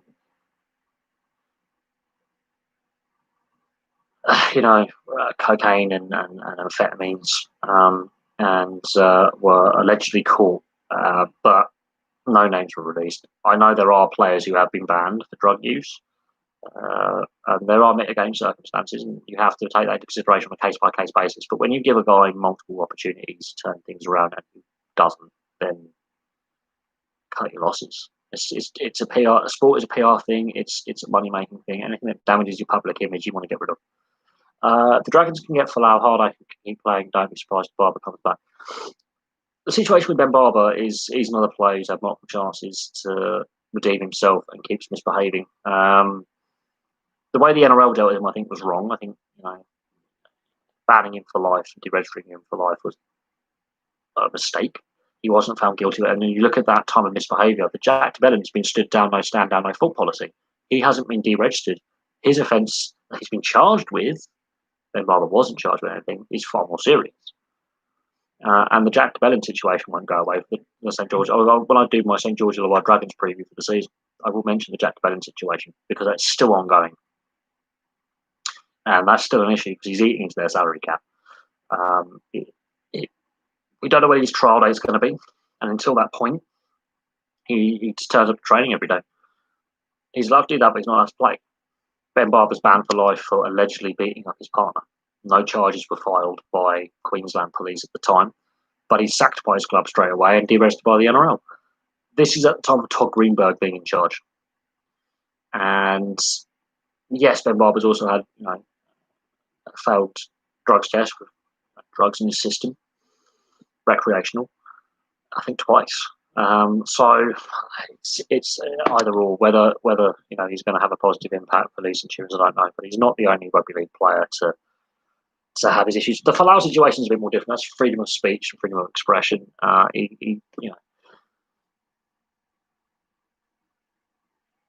Folau situation, I think politics and sport should be separate. But yeah, when you say he's ahead of his time, I think if he was to do it now, he wouldn't necessarily get a ban. We've become so divided since his initial social media indiscretions a couple of years ago. But social media is a very negative thing, in my opinion. I think it's not a great thing. I think, I'm on social media right now, discussing social media being a negative thing. It's hilarious. I'm using the platform to slag it off. But yeah, you've got to be a bit careful what you say. So many people just complain about anything these days. You can't have a reasonable debate, it seems. I think on the Israel Folau situation, it's completely different to Ben Barber and Zak Hardaker because Israel Folau never failed a drugs test. Whereas Zak Hardaker and Ben Barber, they failed drugs tests, and Zak Hardaker's got a criminal record that's quite lengthy. But this is the RFL and the NRL and the Australian Rugby League Commission allowing these players to keep coming back. The same could be said with some players in the NRL now who have, like Russell Packer. He went to prison for basically, bashing a guy's head in outside a bar. He went to prison for, basically giving a guy brain damage and fracturing his skull. he's allowed to play in the NRL. That I find interesting. But what happens behind closed doors in those meetings, we don't know. The discussions that various leagues have. I mean, but there's other leagues like the NHL. Voyanov is still not allowed to play. Again, domestic violence. He was convicted of beating up his wife. I think it was it 2012 or 2014 he beat up his wife. Slava Voyanov is still not allowed to play. He's still banned. He's still not allowed to register as an NHL player because of his domestic violence conviction, his assault and battery conviction. So, in that regard, the NHL taking a stand against, that kind of thing. But then Bob Probert was allowed to play again after his drugs conviction. So it's an interesting one. I think you have to take it by case basis. But when the same players keep cropping up with indiscretions, it does raise questions about what these sports are doing and the negativity that's happening. I do think the Super League and the NRL should have a bit more discussion about that and a bit more working together. When players are deregistered by one league, they should be deregistered by the other. There needs to be a bit more uniformity within rugby league on rules as well, not just on player suspensions or player bans. There needs to, one league shouldn't be a second chance for players who failed in the other for indiscretion. And that is definitely a discussion point. I do believe, more leagues need to go, we're not allowing this player to play.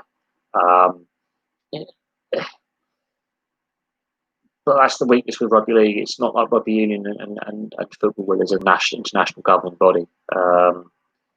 That's the problem. There isn't that kind of coordination between the leagues. I think it needs to happen.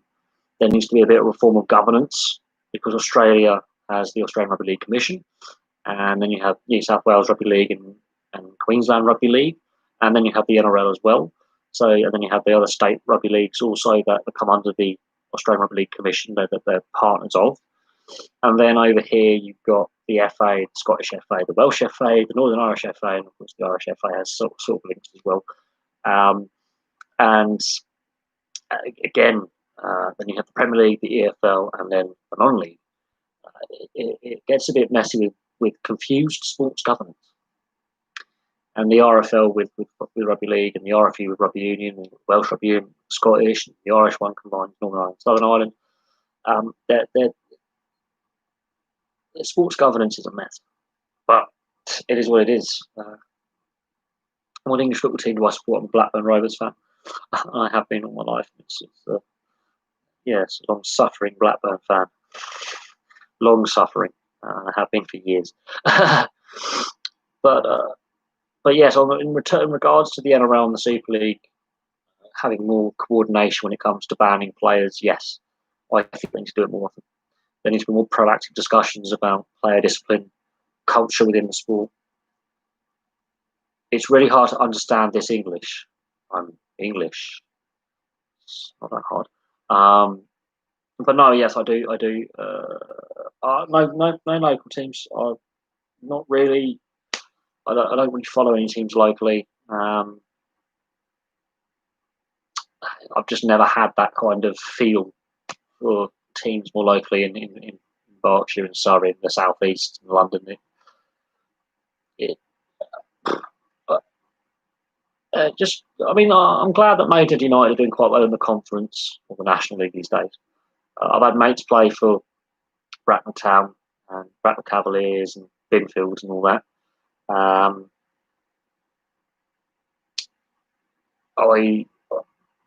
I've had mates play rugby union as well, professionally, locally, for London Irish and Bath. But I follow the teams that I follow. I'm not Scottish, no. Jesus. Trust me, if I was Scottish, you would know about it because you wouldn't understand a word I'm saying. But anyway, when it comes to the teams I support, I've done a video on the teams that I follow and support a couple of years ago, was it 2018 or 2019? I did a video on the teams that I support, and I went into detail why. You've got Blackburn Rovers, Canberra Raiders, Winnipeg Jets. They're my three favourite teams. And obviously what were the Bracknell Bees, which are now just the Berkshire Bees because they've moved to Slough. But I have the teams that I follow. And then other teams that I sort of keep an eye on. Got the Arizona Coyotes on my second NHL team. Apart from that, I don't really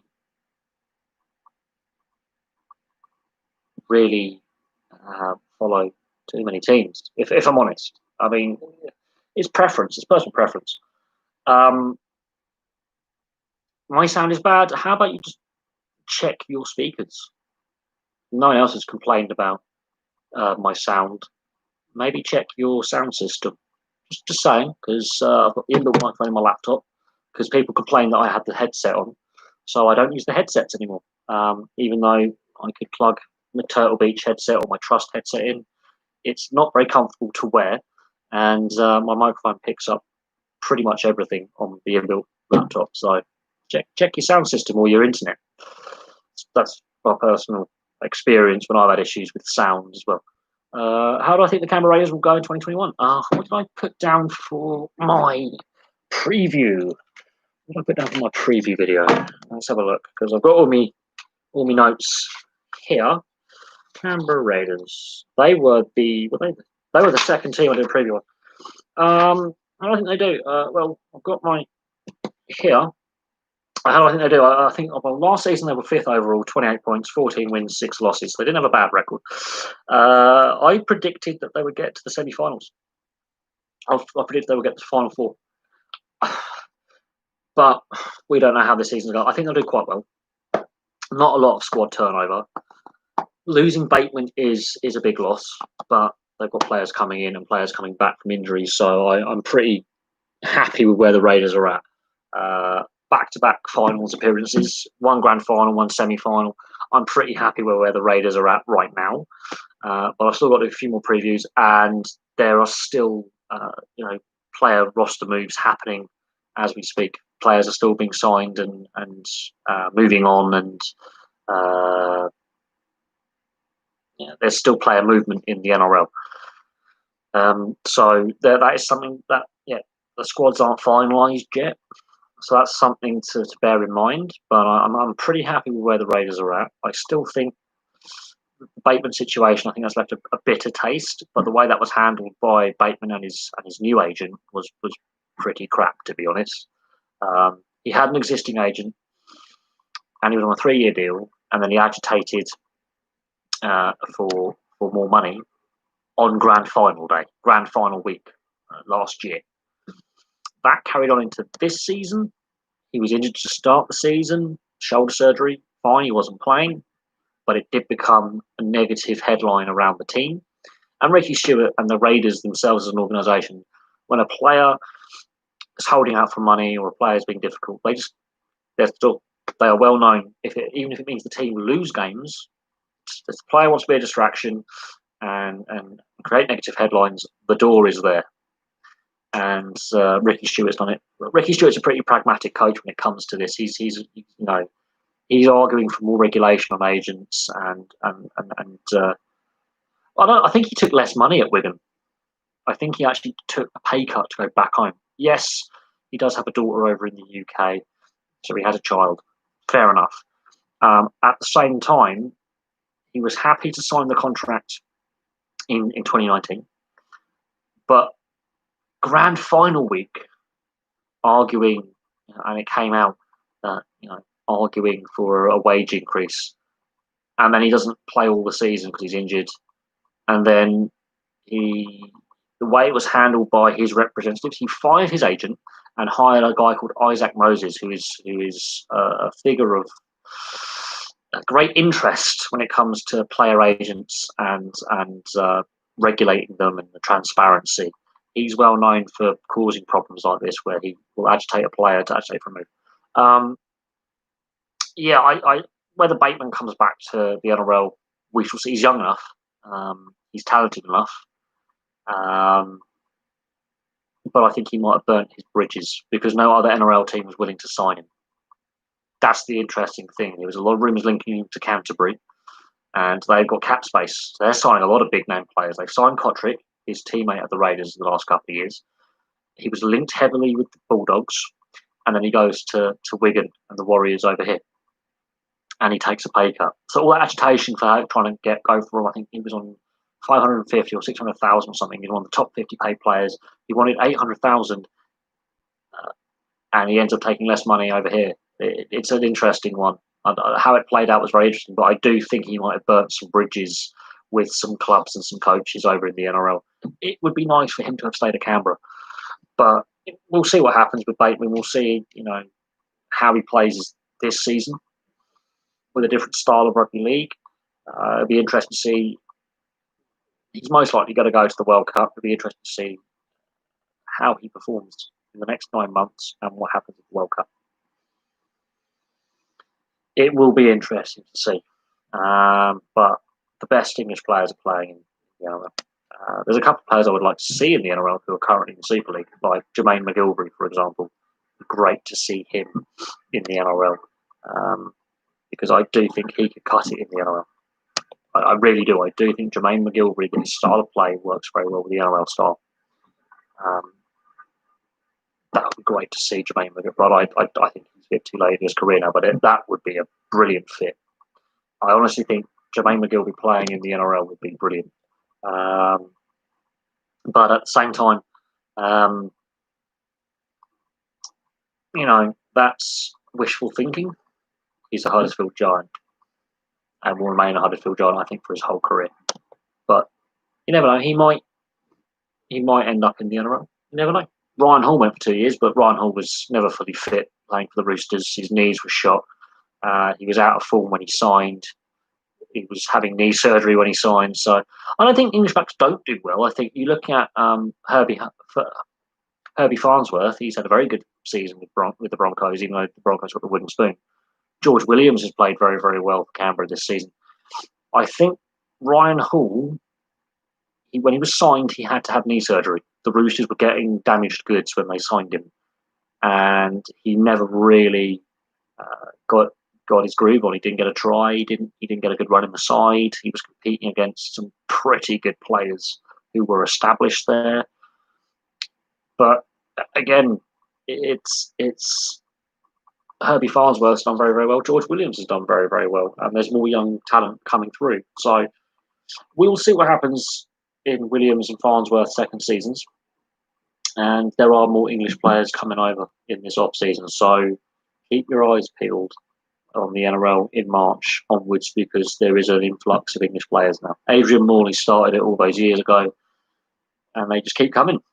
And we will see. We will see what happens. But Ryan Hall was injury prone by the time he went to the Roosters. I think he went a couple of years too late as well. He left it too late. But you can't judge English outside backs on Ryan Hall.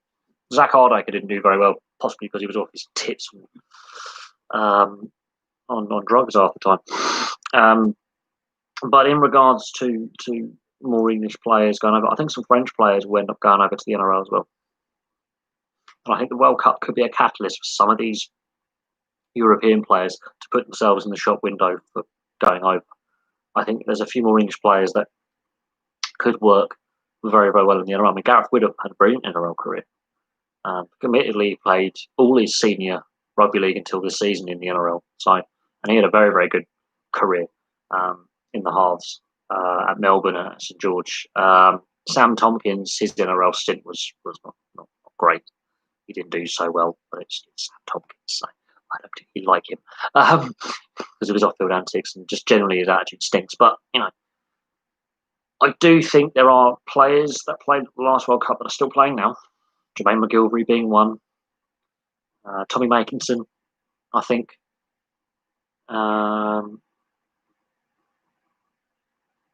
Here's another.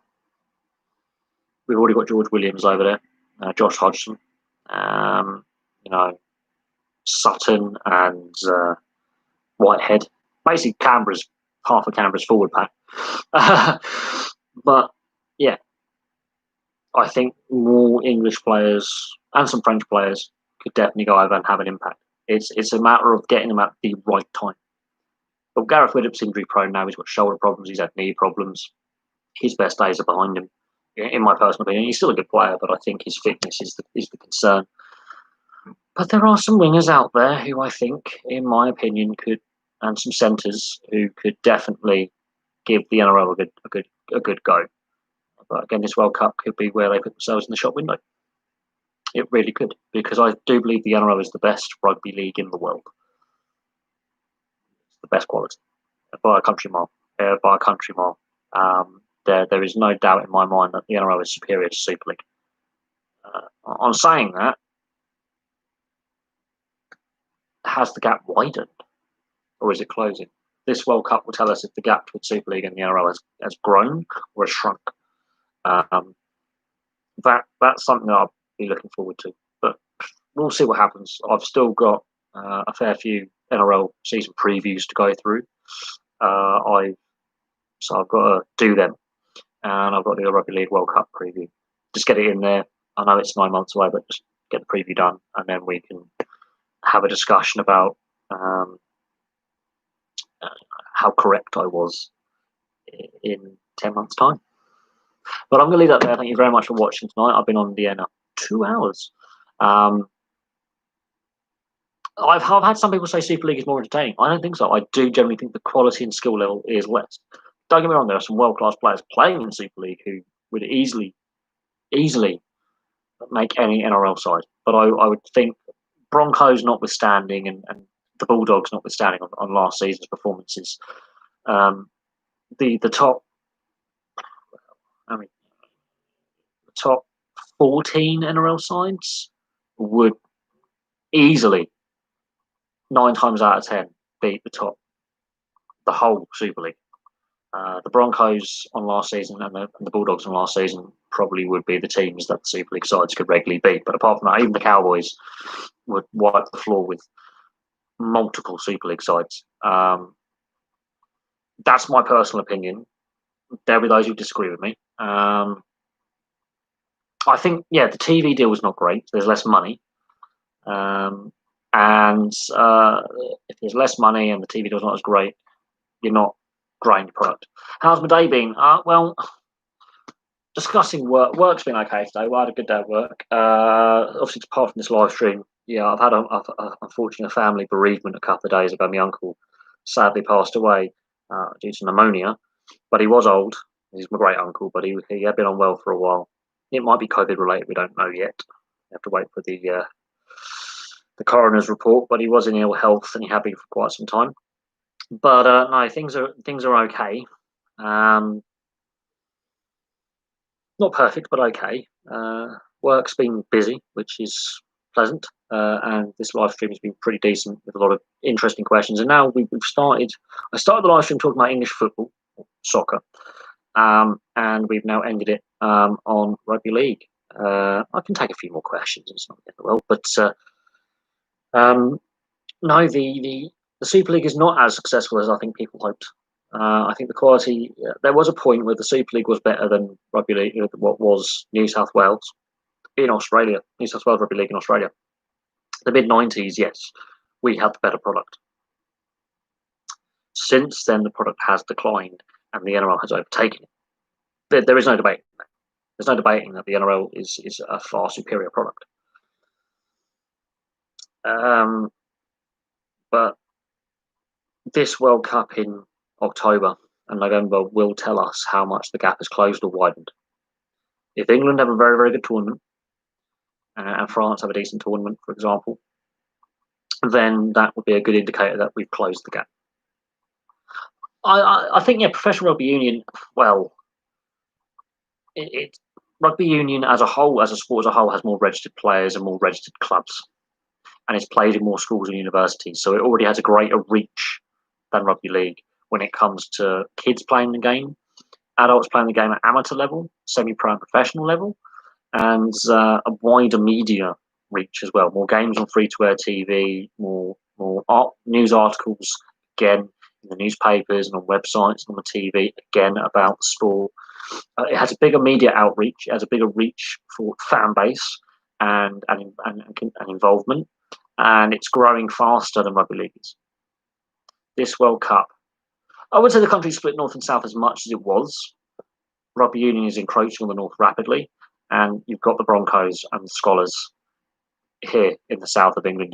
There's a Coventry team, got a few teams in the Midlands who play in the lower reaches, but it is a concern that there are more union clubs.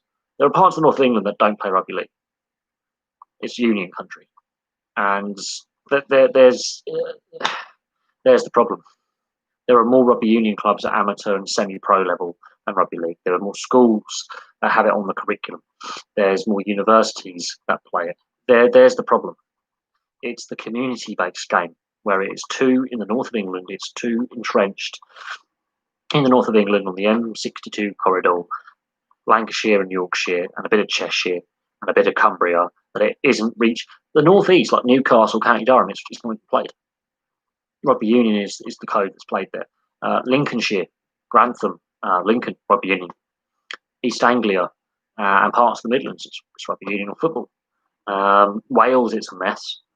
The split is not as bad as it was, but it doesn't help when the RFL, the governing body, is, well, archaic and isn't helping grow the game domestically in the south, which is the logical thing to do.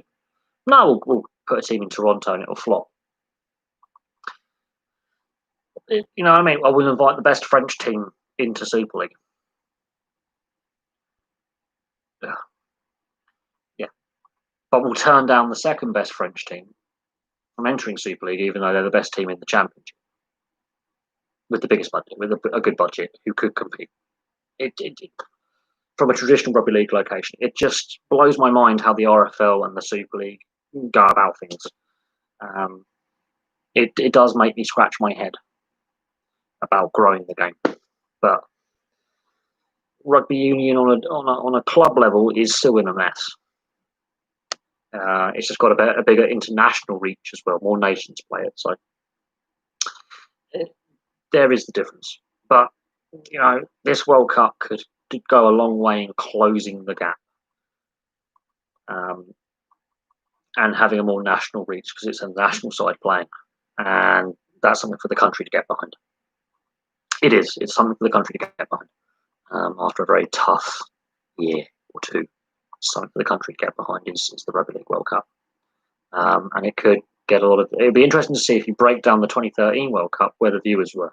They're all in the north of England, then right, we don't care in the south. I do. But it'd be interesting to watch the viewership and the percentage of the population of the country watching. Because you've got Broncos fans, you've got Scholars fans, they're in London. There's a big Australian and Kiwi expat community in the southeast. There are Aussies and Kiwis who will tune in. So it is an untapped sporting resource for rugby league. They could do a lot to grow the game. And if we have fans in attendance at the World Cup, they're using the Emirates. It'd be nice to see the Emirates sold out. It would be brilliant to see the Emirates sold out. Or if we have reduced capacities because of COVID still, it would still be nice to see a good crowd at the Emirates. It'd be really nice to see a good crowd at the Emirates. The reason why they're not using Wembley is because the NFL series was initially planned to, take place in October when the Rugby League World Cup was taking place. Hence why Wembley can't be used, or White Hart Lane. The Emirates, though, is a good stadium. If you could fill the Emirates, that'd be a good thing. They've used Loftus Road before in the Rugby League International between the Lions and I think the Tri Series back in 2004, 2005. They have used Loftus Road in London before, so it is doable, and they sold it out. So if you market it correctly, it can be done. And Hemel Hempstead, I think, actually folded, and then the rest of it was merged into the London Scholars. I think the Hemel Hempstead team became the London Scholars. What was left of the club players went to the Scholars. But yeah, at the end of the day, there's a great opportunity for the sport to grow, not just nationally but internationally as well, and it will be broadcast in the US and Canada. There will be people viewing over the Atlantic, and they want to buy into the product, so we could see growth. But well, I'm going to leave that there. Thank you very much for all your questions. Yes, there was a Hemel Hempstead team. It did fold. I think the remaining players were signed, picked up by the Scholars, and I think the team in Coventry picked up the remaining players. But yeah, they went under. But the RFL does need to seriously consider something long term for the sport's health and survival and growth. If it's to be taken seriously as a national sport, and if the sport is to continue to grow and build and develop players and compete on the same level as the NRL. So, thank you very much for watching. Place your all that. Thank you very much for watching. Check out my other videos that I posted recently. Place your thoughts on them, and I will have some more videos for you very, very soon.